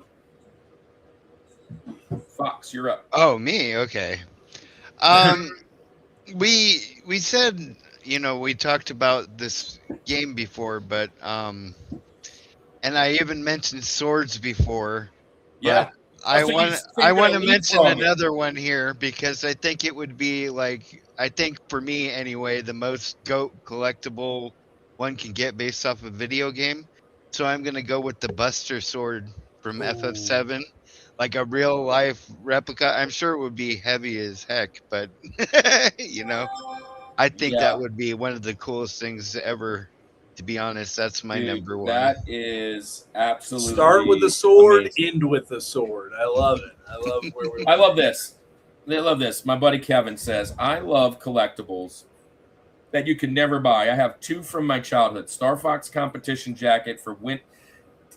This dude won the store competition. I remember you flexing that thing, dude. That was, and the Nintendo World Championship hat from that competition. Yeah, nice. That is awesome. That is very cool. Put it in the chat right now. All 5s of you. Kevin, do you have that framed, or is that just needs bundled up in the bottom of the closet? Kevin. I need to get Kevin. Kevin's got to get a YouTube channel.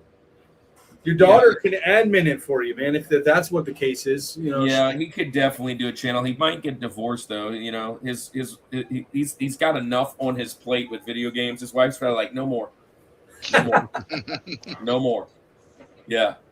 But anyways, good stuff, man. Good. I do like the sword though. I like it. The Buster sword is awesome. I actually got to see a nice replica. There was a knife store in Tennessee when we were up there on vacation one year, and they had a replica of the Buster sword in there. And that thing, I mean, 35, 40 pounds. Like, it was massive. Like, it's huge. Yeah. Of course, she's dying to start one. She's ready. And hers is going to be all about Scream or something. Because she loves that stuff. The Buster sword. There's a guy. He's not doing it anymore. He told me he retired last week or 2 weeks ago at Louisiana RenterCon. He was called Blade Builder Brock, and he 3D printed just nothing but swords. All the ones that Tony was talking about, the Master Sword that kind of flexed out, but like he had like every Jedi sword known to man. If there's a Jedi, he had a replica of it. He had like the mace and like hammer from like Warcraft and Warhammer, and he's got all these like video game weapons, and they were all 3D printed. And he had a Buster sword, and I swear it's as big as his bed. It was huge. It took up like the whole table, and it was heavy as all get out. I bet it in plastic, right? It weighed probably 85 to 100 pounds of just plastic, and it was huge. And yeah, I don't remember what he was selling it for, but when I looked and I picked it up and I was like, man, that's awesome. And I turned it over like this, and I was like, really good to sit on this table. One, it's too heavy. I don't have nowhere to put it, and I sure ain't spending that price for it. That's how you know Cloud is built different, you know? He was man. just able to swing it around. And huge. For sure. It was huge. But he's not doing them anymore because he apparently works for the FBI, Andy. He's told us. And he said he's got a deal with the FBI or something that he's taken, and he's not building anymore. So he was like, come to GeekCon, which is this weekend, coming up. Come to GeekCon. I'm having a blowout sale of everything I have. Oh, I should message Dallas and say, hey, if he brings that Cloud Buster sword, let me know what he's selling it for. Yeah. Because he'll be at GeekCon. It may not last very long if it's a good deal. I mean, if he puts it on I'm sure. Anyways, good pick. Tony, what you got on number one? Your George of things to own collectibles. So if anybody knows me, it's 100% Nintendo Z bags. It's just something that, you know, you would carry your Nintendo console in back in the day. It's one of the first things that I actually brought home that my wife really looked at, said she really liked the colors of it. And unfortunately I just went overboard and I started buying every one of them I could find. So I think the collection now is up to close to 65 or 70 Nintendo Z bags. A lot of duplicates, a bunch of different variants. Just kind of an example. This is one of the black and red ones that they made, but it's just, you know, it's stitched with Z bag down on the bottom, and you would open it up and throw your console in here and take it over to a friend's house. Which is so funny. Back in the day, they made you a suitcase to bring your Game Boy over because you couldn't, we didn't have that. So you were like bringing your whole system. I remember going to grandma's and like wrapping all my cords up, holding my system, games, and whatever. And then when this thing came out, I mean, they were smart because they were like, people are bringing it to the other friends' houses and whatever. And so that's and it's really nice cool. and padded, so if you dropped it, you didn't damage it. I am not shocked. But the original colors is like the red and blue. Like this would be like your original color that you would get them in. So the red and black one's one of the variants that you don't really see very often. This is another one though that Blockbuster actually made these specifically for like rental consoles. So they've got one for Nintendo, Super Nintendo, and Sega Genesis in the small square bags. What a time renting a whole console. And then not only that, but they did these, which is kind of cool. No, so this is actually the gun, the Sega Minister gun. Yeah, exactly. So they did it for the Super Scope and the Minister as well. But this thing's like, I mean, it's a giant bag. So like something about the Z bags, like just it clicks. And now when I go to conventions and stuff, there's literally I'll be walking through and some of the vendors will call my name, hey Tony, and they'll just toss me a Z bag out from under the table. I saved this for you from the last show. So, like everybody's helping the collection grow, which my wife hates, but it's growing in my son's closet. I've never owned one. I've seen a few in the wild at these conventions. It's a cool little piece to have. If I was like, I try to leave them at the people's booths until the end of the show. At least it's like I'm not going and snatching them all up right out the gate. If it's there at the end, I'll take it home. Kevin said that's like the nerdy hitman's bag. I love it. Yeah. That's a good piece, man. I've actually never seen the one with the minister, and actually I've never seen any of those variants. I've only seen the blue. Well, I probably have seen them. I just didn't remember them. But I only remembered the red one and the blue one. That red blue variant. But I never owned this. I always just threw it in a Albertsons grocery bag. Grocery bags, yeah. Grandma, can I hook this up to the TV? Well, if you can pull it out. That's usually the only place I brought it was grandma's. Big giant floor console TV, the good ones. Because most of all of my friends already had it, so I would bring it to grandma's. She didn't have one, but yeah, good pick. All right, this I'm glad Kevin's still hanging out, because this I've talked about multiple times. I don't even know what happened to it, Kevin. I wish I did. I know where you're going. I bought this from Kevin. Yeah. For I think $300, maybe $400. But here's the catch: the $300 or $400 that I bought it with was stolen money that I stole. I stole the money from. This is BC. I was a teenager. I worked. It's statute of limitations. I can't be arrested, right? When I was, I was probably 14. I bought what's called the multi-game hunter. The MGH from Kevin right there. And it was my number one. That's why when I saw you earlier, I was like, man, I hope he stays. I bought the multi-game hunter from Kevin. Here's the thing. My mom was I would just call her a witch, right? But there's other words. She was the meanest person on the planet. There was one time where Kevin used to not believe me. He's like, your mom's so nice. Oh, she's so cool. And one time I took the phone and I hid it under the bed. This is back in the day when we didn't have cell phones. And I hid it under the bed while my mom was like screaming and yelling at me. And she heard Kevin and our other friends like laughing on the cordless phone under there. Do you have them on the phone listening to me? Oh, it was crazy. Anyways, she would not let me have all these extra systems and all this other jazz.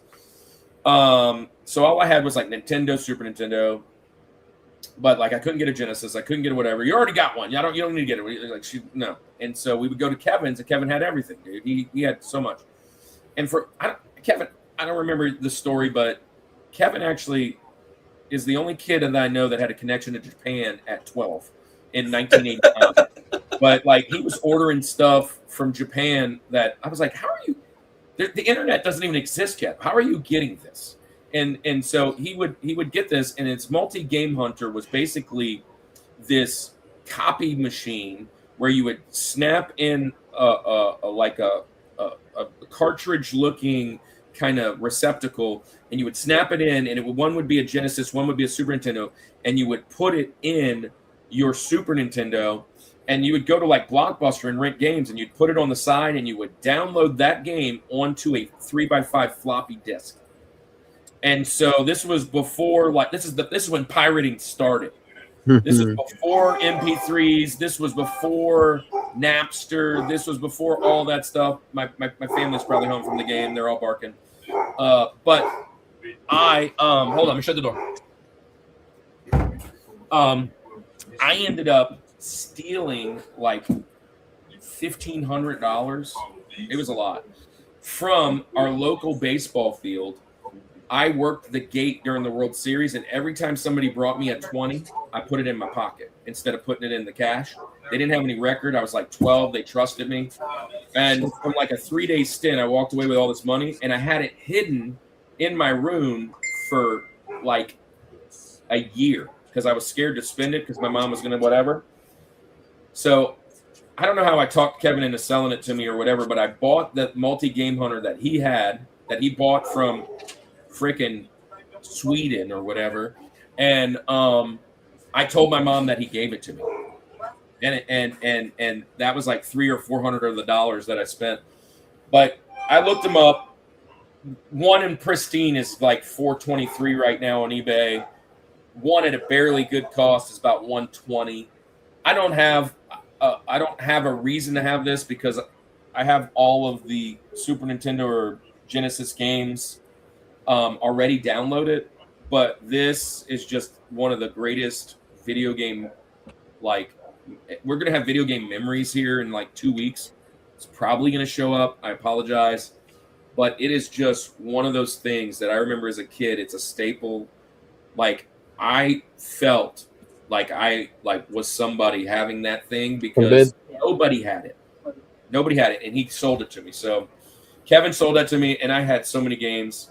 It was crazy. I probably had 500 games, Japan games. It was so cool to have it. But anyways, I would go with the multi-game hunter for my George. It's the coolest thing that I've ever owned in the video game world.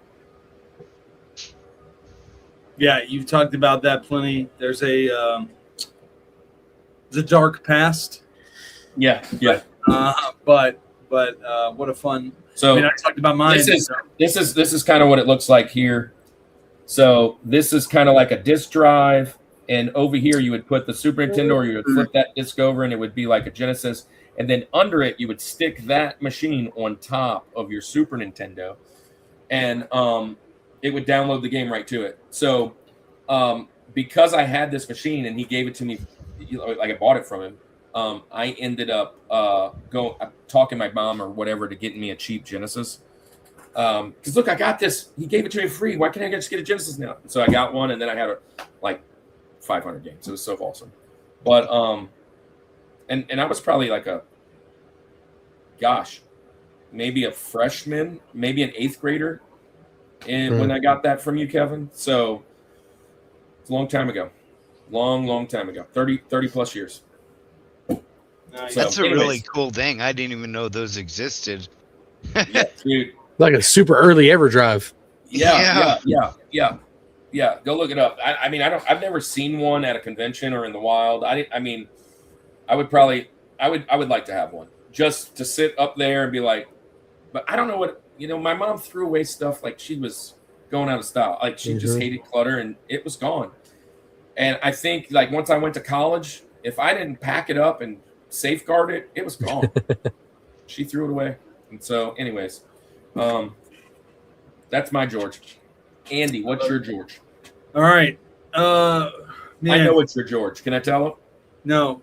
Thinking through this list, just like what I wanted to do tonight. This was what's funny? Yeah. Travis Woodman did a video on your first thing you said. Retro Rick did a video on this one. Did he? Okay. Well, let's go back in the day to our favorite place. Geek Devotion's in the house. We're both welcome in. Man, so glad to have you here. Hey, real quick while you're here, before you leave out, there's a guy potentially selling a Buster Sword at GeekCon for like crazy cheap. Yeah. Hey, so look. Kirk said Dallas. Haven't seen you in a while, or maybe this is Celeste, but love to have you. One, congratulations on your book. He just wrote a book, How to Pray. Fantastic. It's like $10 on Amazon. I'm ordering mine very soon. Everybody go order that book, How to Pray, by Dallas Mora. 2, Dallas, I'm sorry. It's Dallas. Sorry about the news about your aunt or your aunt, however you say it. And I'll pray for that. And 3rd, there's a guy. His name is Blade Builder Brock. And he's going to be at GeekCon, and he is having a blowout sale of all of his 3D printed swords and stuff. When you get to GeekCon, go over there and tell him you know us and that you want the extra deal, and see if he has a Buster Sword, because he's cool, man. He's actually gave us stuff for giveaways at the conventions and stuff. Yeah, go over there and talk to Blade Builder Brock and see if he's got some deals. I might have to Venmo you some cash. Some cash. Anyways, yeah, extra deal. Got it. Yeah. Blade Builder Brock. He's going out as he's like, this is his last con he's going to do, so he wants to sell everything. Let me know what he's got. And one of these days, we're going to be in GeekCon, Andy. We almost were in last year. Almost. And then we'll have to go and hang out with the Morris. Yes, absolutely. Hey, so let me get to my George, my number one gaming collectible that I would love to go for. There's nothing much more nostalgic for me than Friday nights growing up. And in my hometown, there was a McDonald's that we had. I know it. And that McDonald's was adjacent, shared a wall. Had a door in the middle between them, not an outside door, in between them, with a Blockbuster. And at said Blockbuster, there were this time and age where this thing existed. And another way, you could go to like Walmart and you could play like gaming, demos, right? But you had to break your neck to play them. You guys remember that? Mm-hmm. But at Blockbuster specifically, there was this amazing station, you could call it. And I have to do it. There's only 4 people in the chat, so I don't think I'll make anybody mad here, other than maybe half of the crew that's here. There was this Pokemon Snap station. That's going to be my George. The Pokemon Snap station that you could go to. It was the connected N64 controller. You played Pokemon Snap. But not only did you play it, it was the extra level of it printed out the pictures that you were able to capture in this. And it was this giant box. Look it up if you don't know what I'm talking about. It is fantastic. It was just like one of those video game display, demo display type things. But dude, if I could have right now, I have Pokemon Snap. I play it often. Some would say it's a comforting game for me. Some may say that in a few weeks that it's a comforting game for me. But I play that very often. But if I could play that with the added benefit of now printing out these pictures and having them, Kirk, I don't need any other thing that you have to hang on these walls back here, right? I would just print Pokemon, and I would capture every one of them, and they'd be hanging on these here walls. But the game is really cool. I mean, outside of just that, a lot of those cool little like demo things, it was just really cool. It was a different type of cabinet kind of feel. It's a highly sought after thing on the internet. Thousands of dollars for these deals, but man, the Pokemon Snap Station to me just screams late 90s video gaming. I love Pokemon. I love all of that. So to have one of those would be super cool. That's my George. Video Game Collectibles. Give me a Pokemon Snap Station. That thing was about the size of an ATM, wasn't it? Like it was. Yes, it's pretty chunky. big. It's like a very big gumball machine, like very large. Yeah, it's chunky. It's a chunkster. I remember the demo machines in the kiosks that would have, but I never saw the Pokemon. So Retro Rick has 2 of these. He got one and it was broke, and then he got another one that worked to replace it and to use it for parts. I think is the video. I saw it years ago, and then when you guys brought it, you take the broken one. Me too. That's fun stuff. And Dallas says he forgot about the Snap Station. Ginger Snaps, man. Yeah, man. So Snap Station. Yeah, I knew it. We brought up Pokemon Snap earlier, and I was like, he's going to say that machine. Because y'all talked about the machine the last time you talked about this. I think it was Mysticles that brought it up, actually, that was talking about it. But, yeah, good pick, man. Good pick.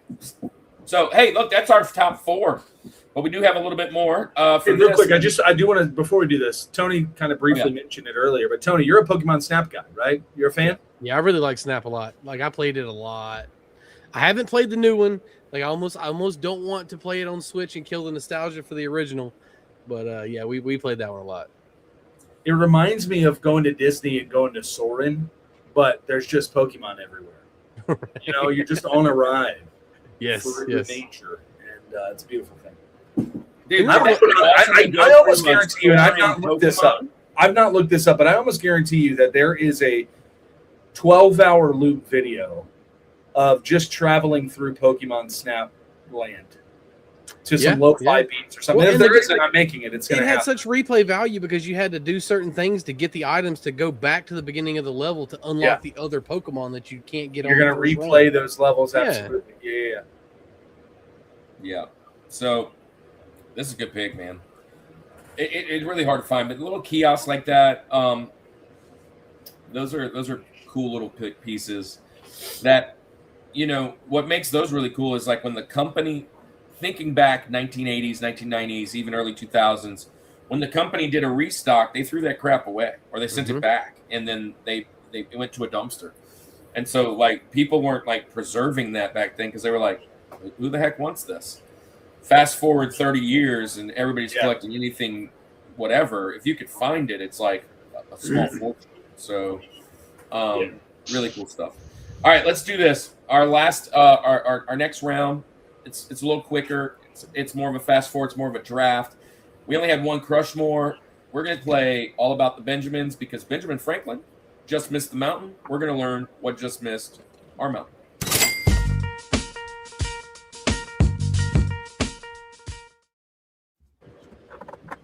So the story goes that when we first started this, we noticed that Benjamin Franklin potentially could have been the fifth head of the mountain. Which would have been weird because we'd be doing top fives, and that's why he's got the Benjamin Franklin doll.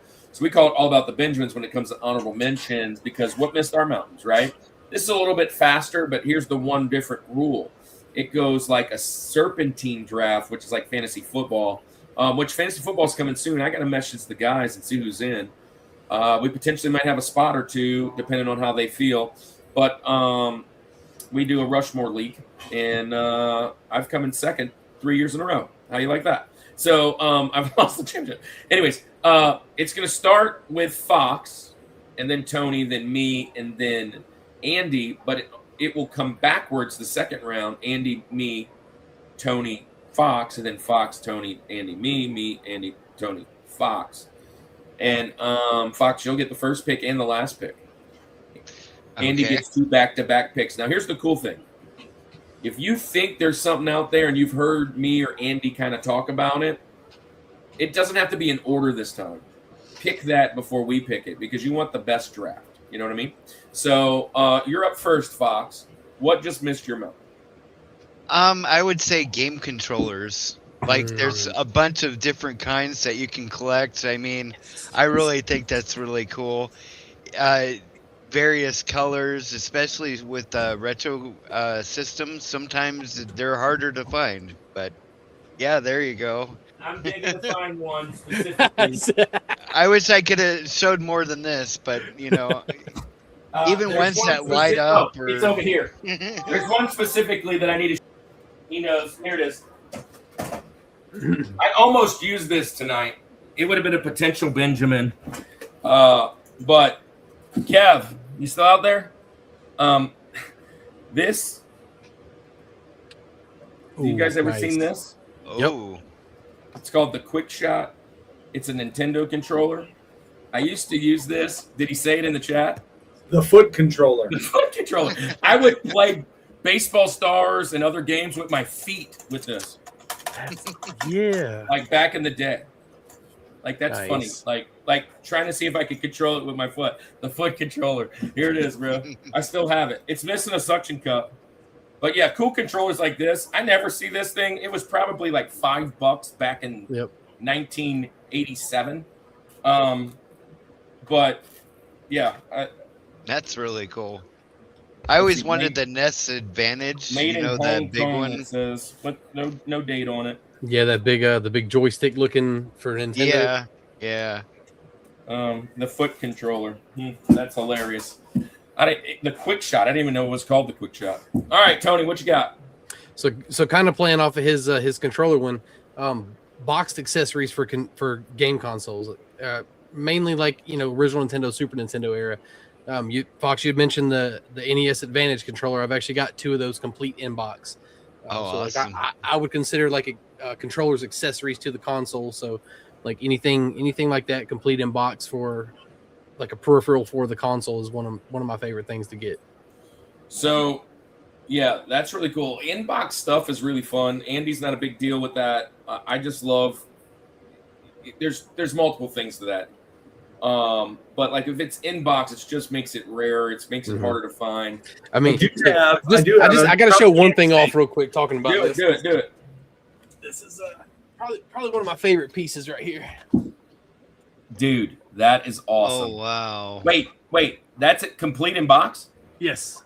Yeah, it's still sealed. So on the it inside. hasn't even been screwed into, because when you find those things, they're all like half leaning over. Yep. This is it. This is the box that it came in from back in the day. Dude, okay, wow. So what's the price tag on that? I traded. I know you'll never sell it, but what? Yeah, no, I traded $300 worth of 3D prints for it. So I mean, to me, there is no price tag. You know, it's definitely not something that's ever going to leave the collection unless it has to.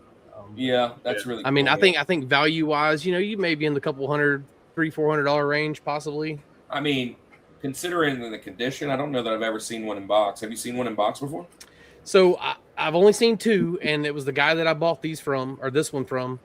He's a local store owner here, actually in Commerce. You may know him, Clint, that owns Cooked Up Kicks in Commerce. Really so I've only gone to Commerce a couple times, and I didn't go for games, so I might have to check him out. So he's got a cool retro store, so he's got a lot of shoes, old clothing, retro clothing, hats, that kind of stuff. Plus, there's a game store in his store as well. But he wound up picking these up local in Georgia, and I wound up just striking a deal for one of them because that's just something that it's got to go on the shelf. The only complete in box that I have here, it's hard to see, all the way up top is my Kiss Todd McFarlane line. Nice. Oh, nice.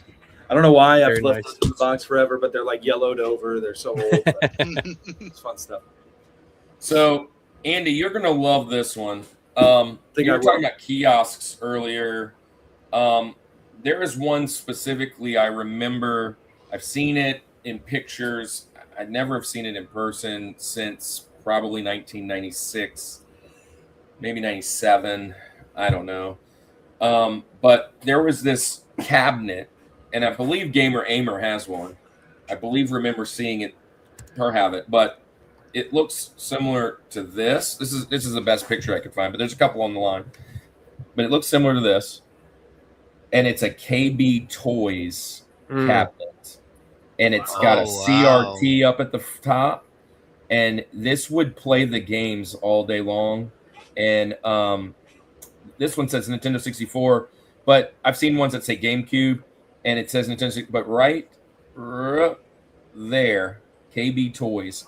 I remember stocking this thing over and over again when I was in high school, and like watching the videos and putting different videotapes up there because we had a VCR connected to it. So I remember like Power Rangers would be playing and all kinds of other stuff would be playing up there.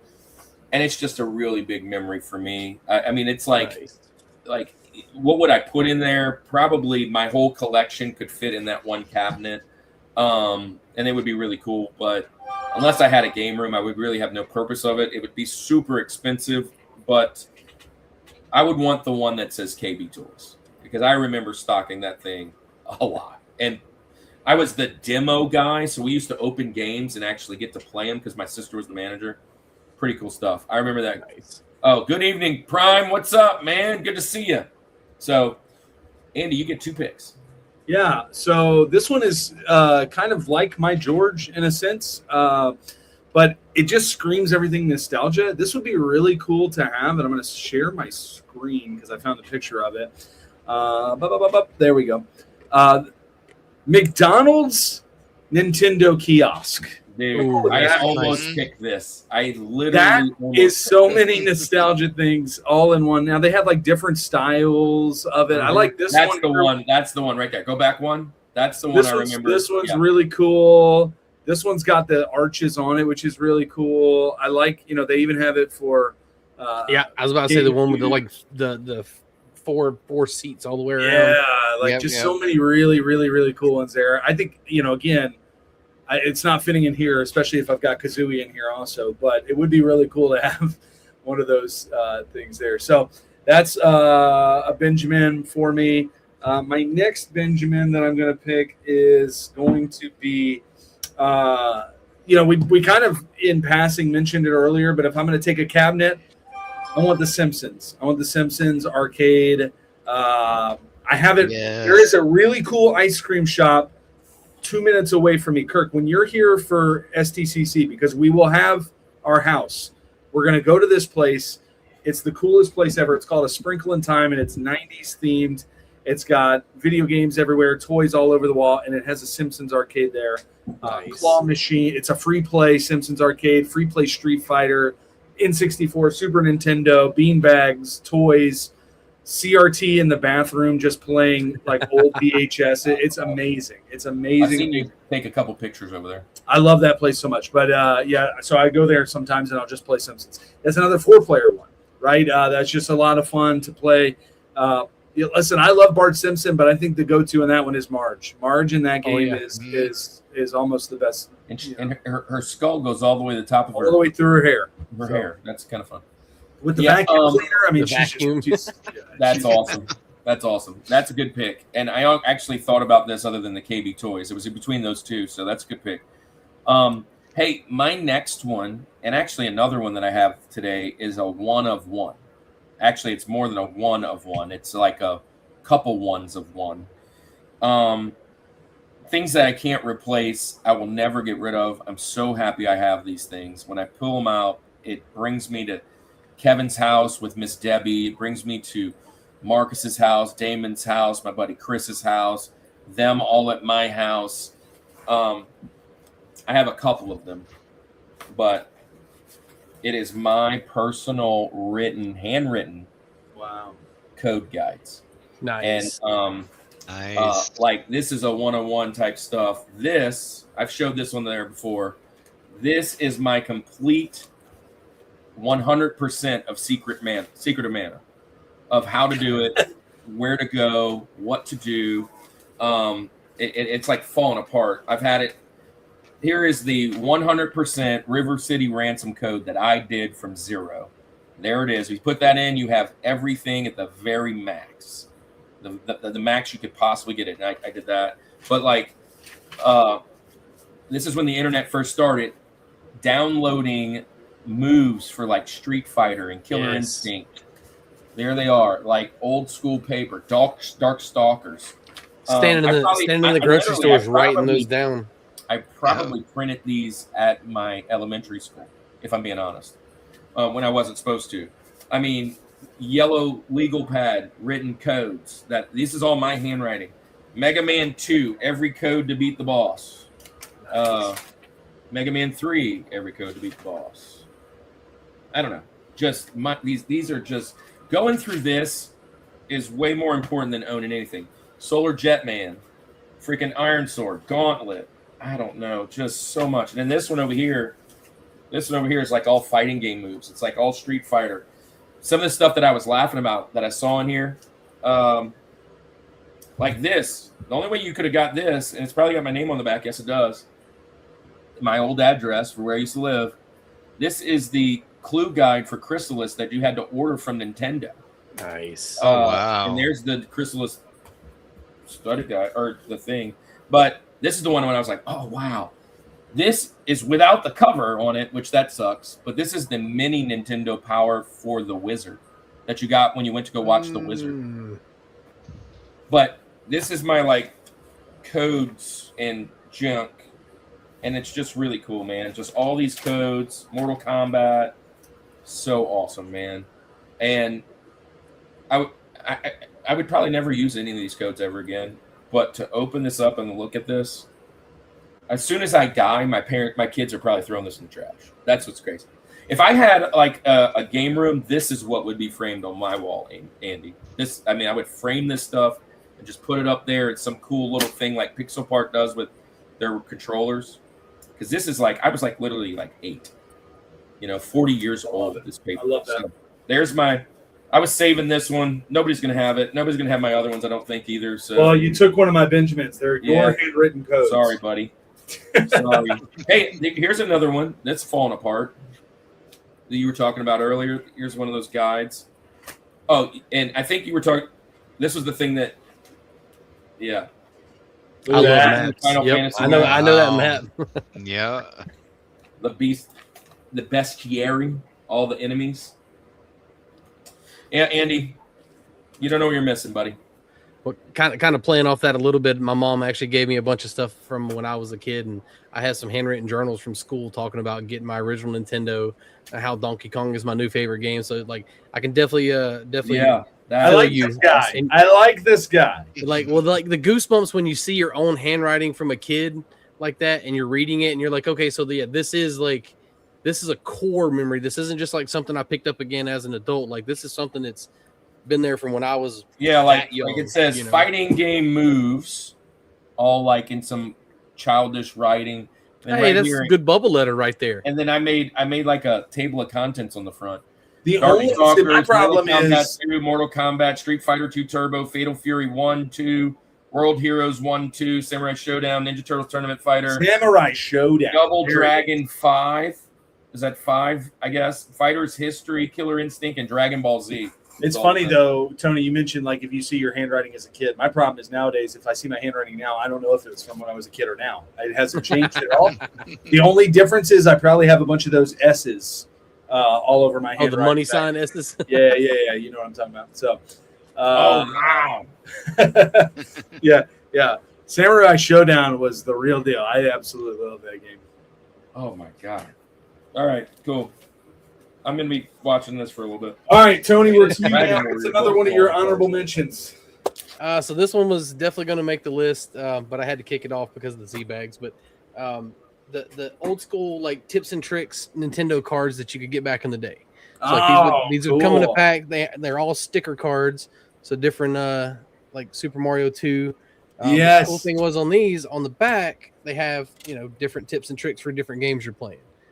So they, Who and was they have it that different was sets. opening these? Somebody had Mhm. this on their channel. It must have been real life, right? Cannon had a couple packs. Maybe it was Actually, Kanan that I saw that ripped. Yeah, some these of are them. I almost And then- said a full set of that. I did almost say that. Even That taking was it one back of a them. little further, here's a full set of the old Video City cards. So these are like your Atari games from back in the day. Dude, And these are the what? ones that actually come with the gum in the packages. So Is it still there? Yes, it still has gum in it. You can feel the gum Yeah, in I there. ate 37-year-old gum on the show not that long ago. Was it a Ninja Turtle cards? What was it? That gum's different. That gum hits different. It wasn't Read his Ninja handwriting Turtles. now. It was. I think it was. I know I opened a Jumanji pack, but I don't think it was from Jumanji. I don't remember, but it was. Yeah, it was.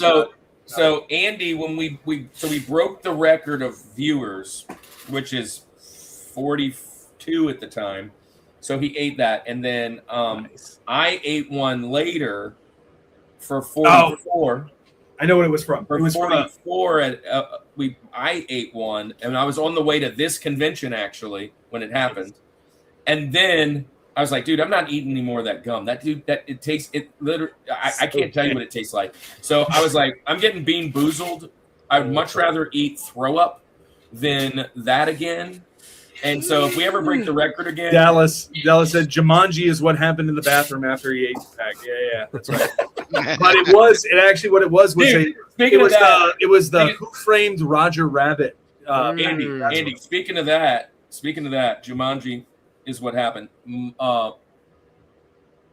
Aaron's son told me a joke today. I think you'd love it.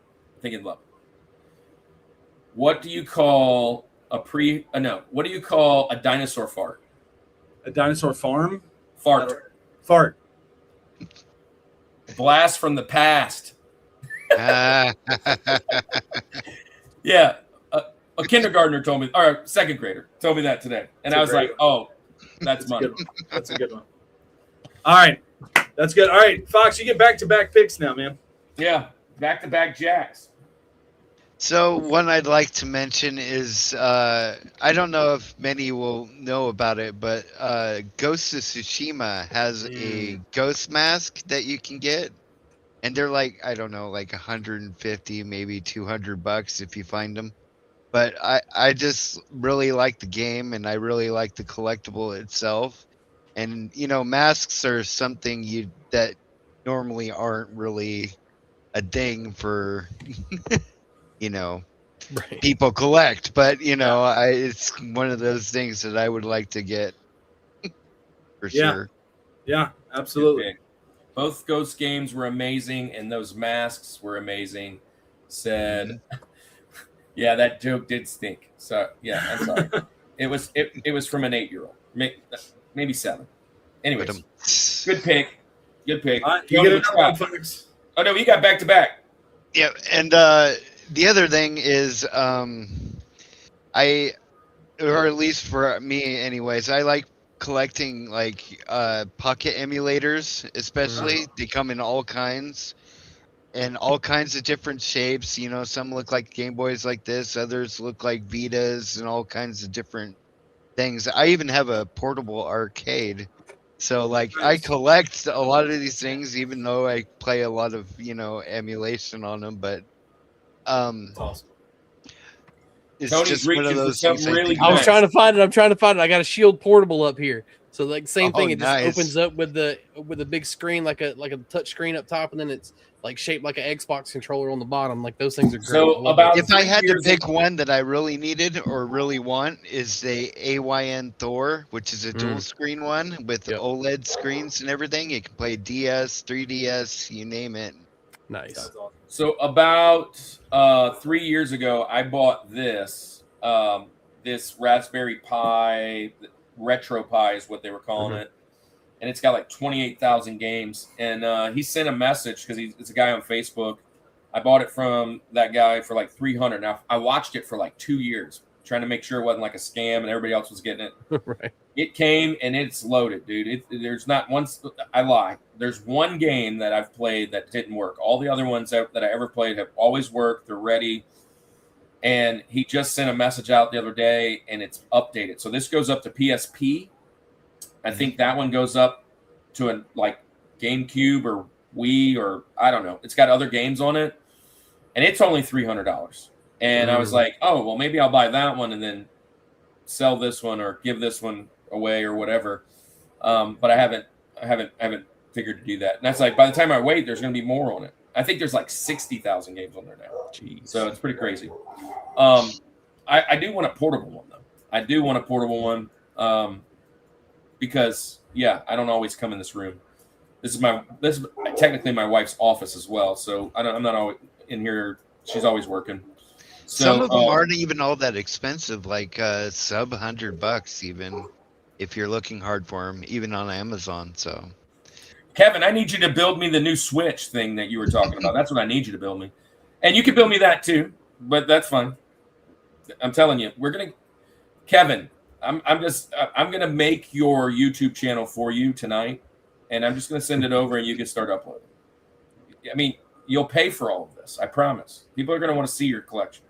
Yeah. So, anyways, next up, Tony. It may be a controversial choice, but I'm going to say physical games in general. Just physical games. Just physical games because it's such like it's like going away. Yeah, I know you talked about being a dead horse earlier, but they're really pushing hard to get rid of it. Some companies are. Some companies are actually taking the opposite stance. Then you got Nintendo in the middle playing like Sweden, where it's like, we'll give you an actual cart, but it only comes with a code on it, So it's like, having an actual copy, especially if it's something that you played as a kid, had as a kid. Like there's something about. I had this argument with a bunch of 5th graders today. It's not an argument, but I had this conversation, and they were talking about digital media and AI and a bunch of things like that. And we were talking about jobs and. I'm the health teacher, so we talk about mental health and we talk about whatever, but I'm also the peer leader coach, so we talk about leadership. Let me bring you where I'm going. So we were talking about like what you should do. Should you go to college? Should you get a job? Whatever. And the conversation was really good with these 5th graders. But here's the thing. This is kind of how I feel. I feel one, jobs that are blue collar, right? Like plumbers, carpenters, whatever.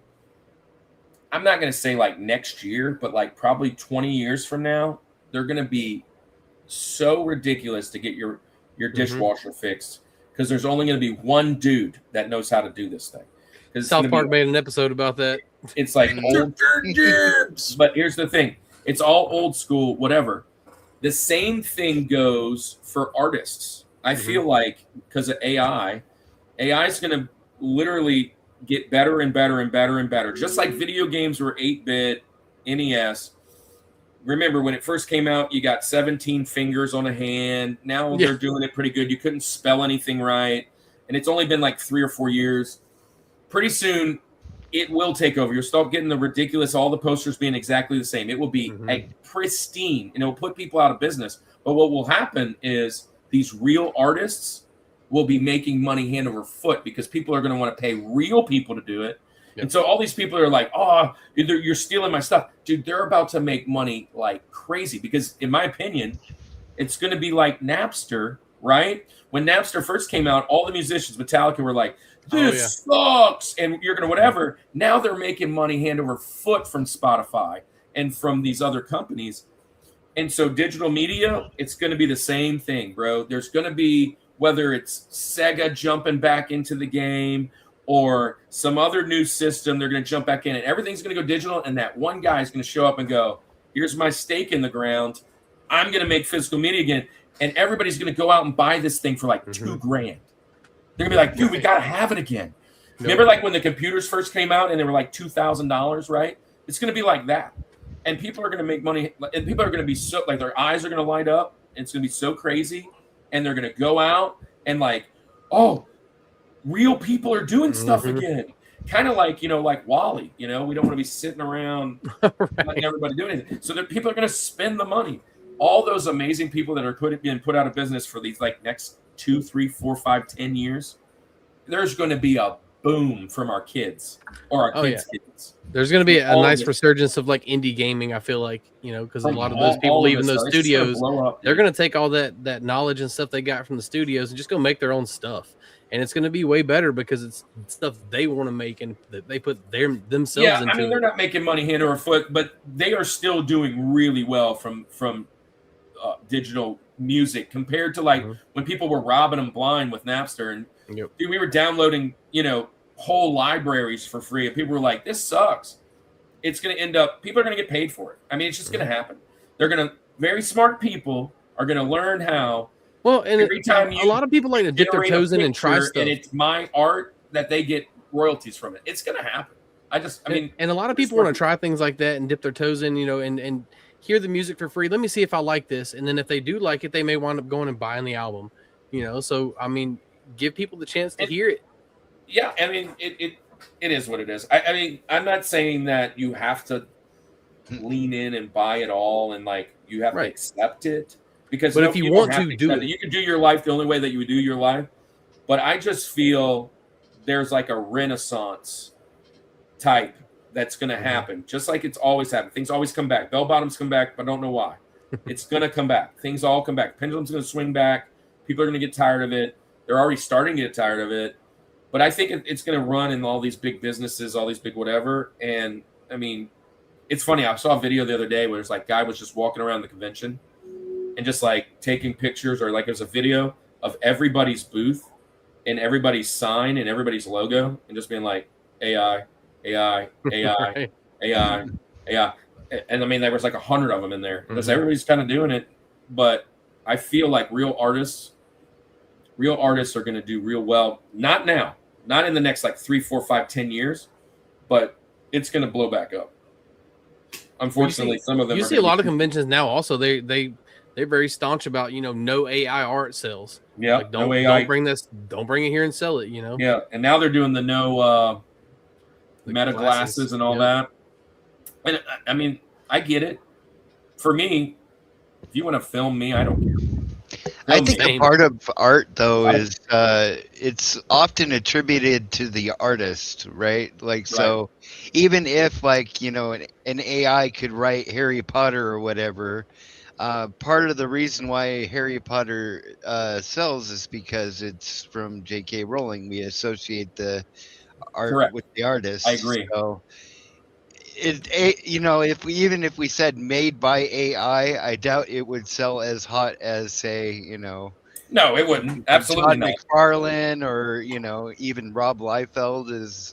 But I think Yeah, what I think though is that Todd McFarlane's going to be like, look, I'm for real. You want my real stuff instead of that, and he's just going to make more money. I mean, I don't know.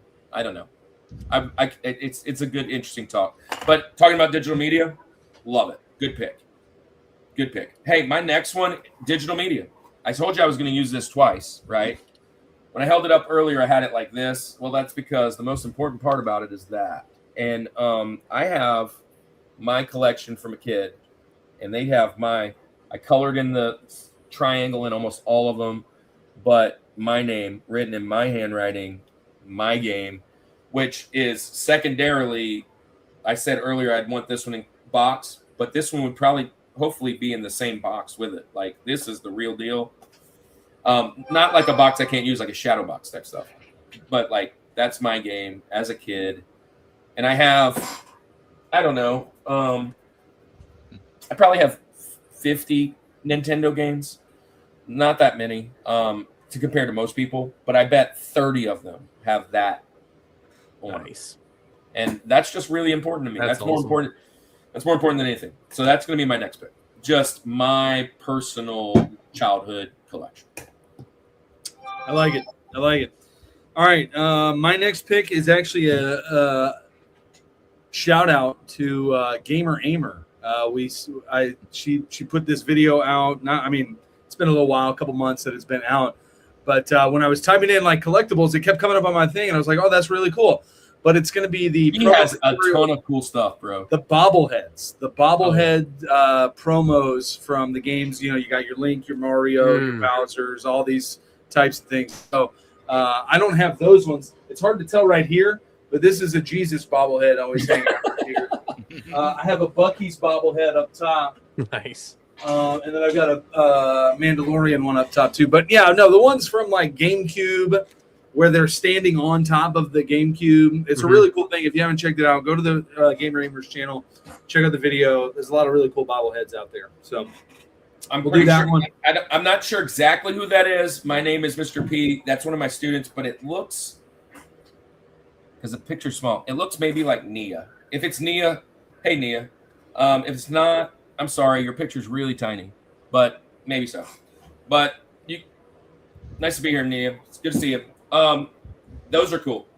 Bobbleheads are always awesome. I thought you were going to come out with the dude. She did a video, I don't know, probably like 6 months ago, of the Yoshi. I think it's a Yoshi. It might be a Mario. But it's a freaking cart that you ride in, like out in front of like Walmart. Yeah, she awesome. bought the cart. It's crazy. Of course. Cool. My last pick, though, because I get back to backs, I'm going to go. This is definitely cheating, but it's the last Benjamin. I don't care. You can kick me off. It's not really a video game in a sense, but it is, something you may see at an arcade or somewhere like that. I'm going back to 1979, the original KISS pinball machine. Ooh. That's where I'm going to go. Dude, Yeah. That's money, bro. Yeah, and it is money if you've looked it up. It's a lot of money. That's really cool. That's But really 1979, it's a really cool. I mean, dude, just the art on like these old pinball machines was just so cool. If you haven't, I can share it just real quick. Princess Bride fan says, but does she have the bananas to throw behind the cart? So this is the pinball machine right here. Nice. They got their faces on the side. Beautiful. What a cool, like, look That's at all awesome. that. It's just That really, is cool. really cool. I've seen it online for like $8,000 or something stupid like that. Like, yeah, it's the real deal. But that's what we're gonna go with for my final Benjamin. I like to rock and roll all night and part of every day. Part of every day. There we go. What a great reference. That is a good pull. That's About the good pull. only line I can say from that movie on a family-friendly show, though. So. Yeah, right. Exactly. All right, so this one I almost had in my top 4. I pulled it out. As far as actual things that I will collect from here on out, this is the one thing I buy all the time. And whenever I'm at a convention, this is what I'm looking for. I don't know that I want the full U.S. set that's like 1,800, but I'm going with most of the key ones. And I have a pretty good collection of these. I don't know, probably about 100 or so. Because of this machine, it only goes up to PSP and PlayStation 1. I'm wanting to collect PlayStation 2 games. One, they're very cheap, usually. Huge library. For the key ones. Well, depends. And two, it's one of the only systems that I really care about a lot that I can't play on this machine. So, as far as digital media goes, that I'm going to purchase, I usually go to these conventions and see if I can find a nice game that I've never played before for a fairly decent price without costing me my trip back home. So PlayStation 2 games, I think it's like 1,800 for the US set or something. I don't even know because I'll never do that, but just as many cool ones to get a chance to play that I've Gotta get the Warriors for PS2. That's Warriors, come out and play. Yep, so I'm gonna It's a really good game. It is a really good game. All right, so my finish with PS2 collection. So kind of on the same lines of some of what we're saying, hardcore physical games, but more specifically, just PlayStation 2. Nice. Tony, and then Fox, you're going to end it. I'm going to go with the Nintendo vinyl figures from like the 80s and 90s. Dude, these are cool. The little like Andy, 2-3 inch. Can you pull a picture of those? Those are cool, dude. Yeah. There were some really good ones, like these. where he's climbing up the vine. There's one where he's riding like the Koopa. And you know, to kind of throw in the same realm, but like the old Happy Meal toys, like the ones where Mario's bouncing. So I used to have the one where and I had it forever, and I don't know what happened to it either. But the one, it's like Mario. I think he might be a raccoon. Yep. But he's bouncing on the spring as a spring, and then it pops up. Do vintage vinyl. Yeah, I was gonna say Nintendo. these look a little bit. Yeah.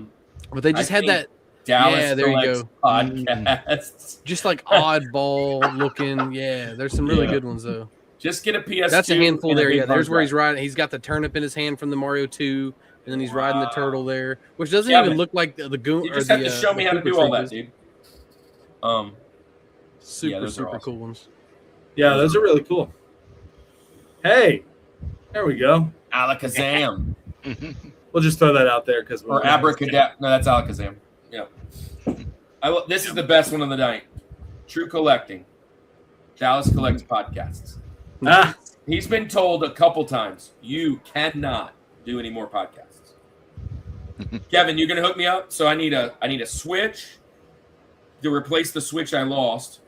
Oh, by the way, Tony, I bought those 3 or 4 Switch games at Siege. I came home and found out we don't have a Siege. We don't have a Switch anymore. My Switch and all, like 24, I think it's 24 games.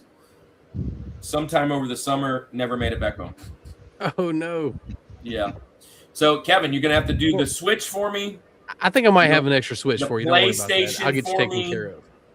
And then you'll have to do, what was the other thing we talked about? I don't remember. But, yeah. Anyways. Oh, yeah. You have an extra Switch? Yeah. I need to get one for my son so I can start building these games back up. Yeah, I bought Messenger, and he bought that game from you, didn't he? Did he buy a game from you? He bought the wrestling game. Yep, and we haven't got a chance to play it because we didn't have a Switch when we got home. Sucks. All right, finish us off, Fox. I remember saying something about a collector's edition, but when I was thinking about collectibles, I was thinking like, in general too. I was saving it for the Benjamins, like collector's editions and in general. Like, I prefer if they have the disc, of course, but speaking of physical media, but all the little trinkets and stuff that you can get with it, and the audio CDs and stuff like that. I just think collector's editions are really cool. I think one of the ones that I wanted to get more recently was the campaign involved one for Halo, because it comes with that statue figurine of Master Chief and all that. I heard mixed things about the game itself, but I just think collector's editions are really cool. There's a really good one for Baldur's Gate 3 that you had to buy directly from Larian Studios in UK, and they only did like one print of them, so I don't think they're circulating through the studio anymore. You got to get them off of eBay, but it is probably one of the best. They actually call it deluxe edition, not a collector's edition, but it's got so much stuff in it. Poster, it's got a music CD in it, you know, for the soundtrack for the game. It actually comes with the game, but like there's all kinds of stickers. It was $80. Like, it was actually a decent price for a good collector's edition that has a lot of different things, not just download codes for like digital content in the game. BG3 I had to get digitally. Unfortunately, I mean, I wanted a physical. Well, a lot of people copy, did. but, I think that was the only time they did the physical copy was directly from that studio in that limited time. We got super lucky and got a couple of them. Awesome. Well, there we go. That's our top 4 plus 4 so more. Andy, I know you were briefly talking about it. Kevin's like sending me how to fix to hook up my PlayStation 2. He's like already texting. Kevin, I know you were talking. I mean, not Kevin. Andy, I know you were talking about this when I stepped out before the show. You don't have the spin wheel, do you? It's right over there, but it's not put together. We're just going to randomly pick one? Yeah. So, listen, speaking of AI, I'm going to just tell it to randomly pick us one. Randomly pick one. Spin wheel. Pick one of these. Let's see. And go. And it's going to tell us which one. So there's like 10 games on the spin wheel. We do it at the conventions. There's blind rank. There's keep 4, cut 1. There's keep 4, cut 4. There's hot take. There's quote goat, which is just some cool quotes. There's who's your George, which you got to say your favorite number ones of specific topics. It has chosen this or that. Okay, it's chosen this or that. That's an easy one. So this or that, it's the old, would you like ice cream flavored poop or poop flavored ice cream? This kind of thing. You know what I'm saying? Ooh. So what? That's a tough one. That's my favorite one, dude. Ice cream flavored poop, because I don't have to eat it. Yeah, at least it would taste like ice cream. Ice cream, and that means All right. This or that. Everybody on the panel, including if you're in the chat. Whatever. All right. Would you rather the original TMNT arcade cabinet, all 4, or X-Men 6-player arcade cabinet? Jeez. I'm always X-Men. I'm Team X-Men. So Same. X-Men. I know you mentioned X-Men earlier. What would you go with at Fox? I would go TMNT, to be I'm honest. going I love that on game. purpose. I don't hate Kevin's going X-Men. X-Men. Bump X-Men's above. a great game. Who's your go-to guy for X-Men? Tony. Oh gosh, Nightcrawler. Nightcrawler was awesome. Nightcrawler. Yeah, Gambit. Ooh, Gambit. I knew it was Oh, gonna be see, Andy's. that's definitely in my number 2. Like, He's also a bobblehead. He's also a bobblehead. Game. I really love Cyclops. That freaking laser yeah. beam is awesome. Anyways, all right. Here's another this or that. Nightcrawler is really Nintendo in box, or the original Sega Genesis in box, like fully brand new. What would you rather? Genesis, only because I want Nintendo out of the box so I can play it. Tony, what you got? I have both, but I guess I would probably choose the Sega Genesis because I actually had Sega Channel back in the day growing up, and that holds a special place. Yeah, I think I would want the Nintendo for the nostalgia reasons. I feel like the Genesis would be more of a flex for me because it's like I never had it really. I think I would go Nintendo. I would go you're gonna go Sega with? Genesis. Yeah, it's Kevin saying Nintendo. That dual screen X-Men can is so awesome. Yeah, it is. All right, man. This one's pretty cool. I kind of know the answer for this, but it'd be really cool to think about both of them. The complete Nintendo Power Run or the complete Electronic Gaming Monthly run. They're both great magazines. I'm a Nintendo guy, so I'll just say Nintendo Power. I honestly, I think because what I would do with it is, go down memory lane. I probably would want the Nintendo because of the nostalgia again. But honestly, I think I would pick EGM here because of the variety of things, like the weird stuff that, like the links and the everything else that was in there. I'd probably go with the run of EGM. Yeah, I think we're on the same page there because, like you said, they do have a lot of that niche stuff that Nintendo talked about. Nintendo They talked about computer stuff. Yeah, the other magazine talked about everything gaming. Like it didn't specify Nintendo, PlayStation. It was like, if it's cool, we're talking about it. Even if it's not cool, they're talking about it. All right. What do What you about think? you, Fox? I'd probably go with the Nintendo Power just Yeah. because Gotta have the power. I've never had a single one. So Wow. you know, I would look through every single one. Here's of a those fun this here's year. a fun way to think about it. This is fun. Would you want one $10,000 grail or 100 $100 grails? 100. I want a variety. Yeah, I like want a stuff. bunch. I want Like- things. I have one thing. Right. Yeah. I have 100 things. Yeah, I want 100. Yeah. How about this one? Better yet, I'll take $1,000 $10. And Andy, I know you $1,001 things. I know you don't like things in box, but here you go. If you had to keep it in box, which one do you want? Earthbound or Chrono Trigger? And you hate both of those games, Andy. I was going to say, I keep it both in the box. I don't want How about we do this?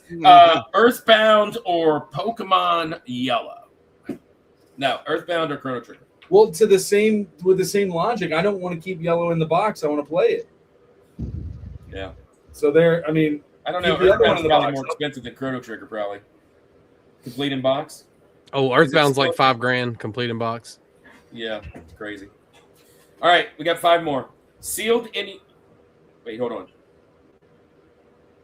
What's the difference? Well, I mean, I guess there's a difference. Okay. Sealed NES game. So I guess any sealed NES game. Or pristine, open, complete in box game.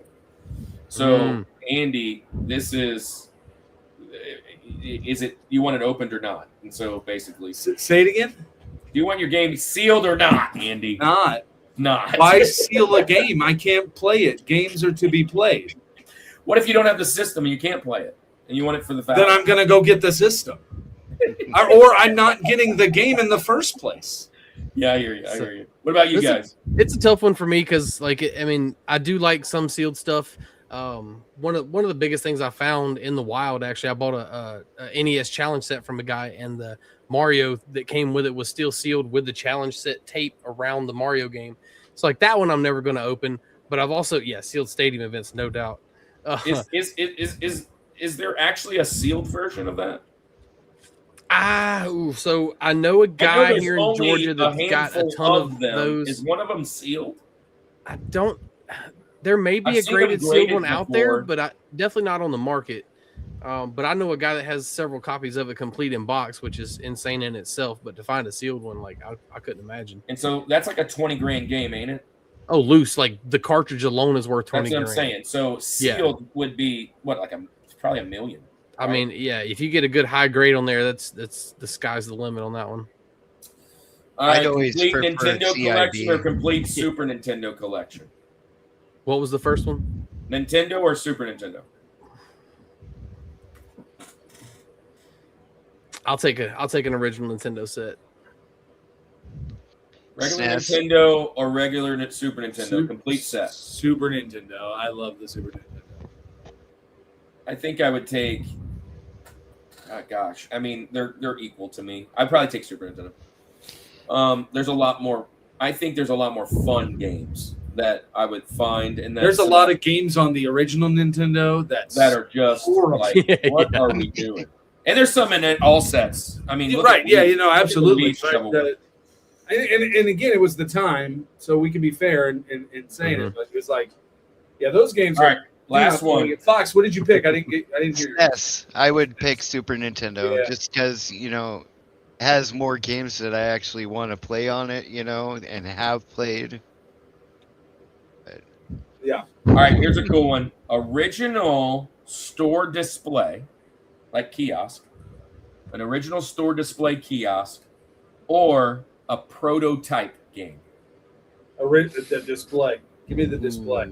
So the prototype game, like the I original. want the display. I want the big cutout character. I want the kiosk. I want the neon. I don't know that your wife would allow that. Look at that room she put you in. Listen, this is why I'm dreaming. This is what it's not a reality. All systems had some games. Then there was the 64 that had all. Hey, who invited you, Kevin? Anyways, that's it for our show today, guys. What did y'all wait? What did you guys say? Y'all didn't answer. Oh yeah. I would Prototype game or store display. I'd probably take the store display. Those are cool. I just need room to put it. Yeah. I saw where PNX got himself a Switch display. Oh yeah, the key, a cool. big kiosk. Yeah. Yeah, he got it at Siege, and then he went home and set it up, and he did a video of like, "Hey, let's go to Target." And he went into his living room or whatever. I don't know what it was. I would take a proto all day long, says Kevin. Kevin, didn't you have one? Super Nintendo. Kevin, wait, hold on. Kevin, don't you have one? Didn't we talk about that? I feel like we talked about that. But anyway. Shane's got a really cool prototype too. We posted a couple pictures of it a little while back, but it's like actually it's a Super Nintendo cartridge and the back's cut out, so it's got different chips, like the EEPROM chips and stuff in the back, but it's like a whole it's got like switches and stuff usually too, right? Yeah. This one's crazy. Like it's wild. He's still trying to do a little digging to find out a little more info on it to find out exactly what it was used for. But it looks like an old X-Men game that they kind of were working on. Well, guys, it's been fun. It's been a night. We've had a blast. Tony, I'm excited to be a part of Game Central Station. I want to talk more about that. Happy to have you for sure. And Andy has told me he's going to come in town for that one. So, nice. Andy, it's in April. Yep. Okay, so we're going to plan that. Which hopefully it's not right around one of our other conventions, so that we already we try to do pretty good about checking to see what all is going on around, and not just video game conventions. So the two that are most important for us is Louisiana RetroCon and St. Tammany CollectorCon. That's the two originals that have welcomed us. Yeah, and then some. We've missed a couple because we've been at that one. But if it's not there, and whatever, I'll 100% be there. It's right up the road. But hopefully Andy will come in. Before we head out, all 6 of the people that are in the chat, Kevin, thank you everybody. Fox and Tony, we would love for you guys to tell them what you got coming up, what you got going on, if they missed your original thing, if somebody's watching this on the replay, and just let them know what's got coming up. So first, let's go with Fox, and then we'll finish with Tony. Fox, tell me all about Fox Play. Tell you about your book. Tell about everything. Get people to come and visit. And Fox, I think you're thinking about maybe coming on music or movies and TV again down the road. You're definitely 100% welcome. Thanks for being here. Share everything. So, as mentioned before, I am an author. I have my 4th book will be releasing next month, which will be called Island of Peril, which will be great. And they are pretty hefty books, but they are absolutely worth the read. And on Fox Play Gaming, I stream 3 times a week, starting at 9 Pacific Standard Time, which might be a little late for you guys over on the east side. But yeah, I'm yawning by that time.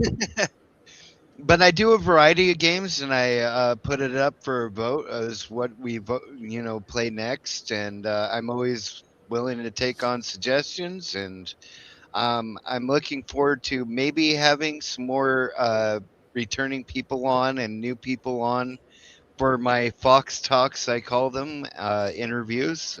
We've had Bryce JW on, and Retro Rob, and Retro Rob. Rob's a great guy. I'd love to come on and do an interview or something on your side of the world, bro. I've even had Iowa Retro Gamer Dad. There's Bryce hanging out, probably doing a 400 subathon every day of his life, and they're posting Fox Play Gaming. Y'all go check out Bryce. What an amazing individual that is. Bryce, you gonna come in for Game Central Station? Come on down. Charleston. He's gonna come up from Charleston or around. Thanks, Fox. Every time you come on, I go, man, I got to go check your books out. Yes, he says. Yes. Awesome. We can't wait to have. Dude, speaking of that, Bryce, I'm throwing this out there. I don't know who you're coming with. Let's talk. You know, I can't fit like 700 people here, but if you're coming up, let me know. You can stay at the house. You don't have to get a hotel or anything. So just let me know. You can stay here. We'll have dinner and stuff. The wood.webador. Let me take a picture of that because every time, and I'm going to go and check this stuff out for sure. But yeah, Bryce, let me know. We'll talk about it when it comes up. April. If you bring Retro Vault and they come, for sure, because I know them. So, anyways, speaking of, Tony, tell us about Game Central Station. Where can people find you? Tell us about your little endeavors, and we'll get out of here. Yeah, so definitely check out our Facebook page. We got about 2,500, creeping over 2,500 followers on there. But that's kind of where we're most prominent. We are on Instagram as well. We've got a TikTok, but I barely post anything over there. But the Instagram is Game Central Station X. So we'll always be posting anytime we're doing shows. If we're vending at any other events, we always post and let everybody know we're going to be there. But yeah, me and Shane been running that event for about 5 years now, and it's grown into something pretty special. And basically, like, other people telling you it's special really means a lot. And we've been getting a lot of that praise, and it's really nice to hear, you know, that the hard work's paying off on something like that. But yeah, definitely come check us out in April. I think we got, I think it's just over 100 tables of vendors this time, like 18,000 square feet. Just a good hangout. You know, it's not your typical convention. It's more of just the hang and the chit chat and, like, you know, come spend a little bit of money and hang out. You don't even have to spend money. Just come hang out. Yeah. And this is your first time you're doing 2 days, right? No. We've done 2 days the entire time. We used to do 2 shows a year. Oh, so we would do one like early and then about do one something at the at Siege. I was thinking that was one of the things that you were going to 2 days, or maybe you're just talking about the building. That may have been David you were talking to about going to 2 days with Augusta Gaming. Oh, you know what? Yeah. He did say that. He was talking about going 2 days for What's Augusta. up, Sean? You got to say hello. Hey, Sean. What's up? No, there, he's got the glasses on. Sean, I gotta take these off though. Sean, you in? Are you in for October 20th? Whatever it was that I sent you, 24th. Let me know. Tony, if you ever want to be on again, we don't have to talk about video games. We love music. We love sports. We love all kinds of stuff. We love movies and TV. You're welcome. You're perfect for this. We have a blast just talking stuff. Fox as well. Thank you for coming on. It was a blast, and I can't wait to do it again with you guys. Cut it up, but yeah, I think it's time to go. Andy, tell everybody good night, including Sean, who just got here. Sean, we love you, man. Hopefully you get to come on the show soon. Bryce, Game Central Station loves you too.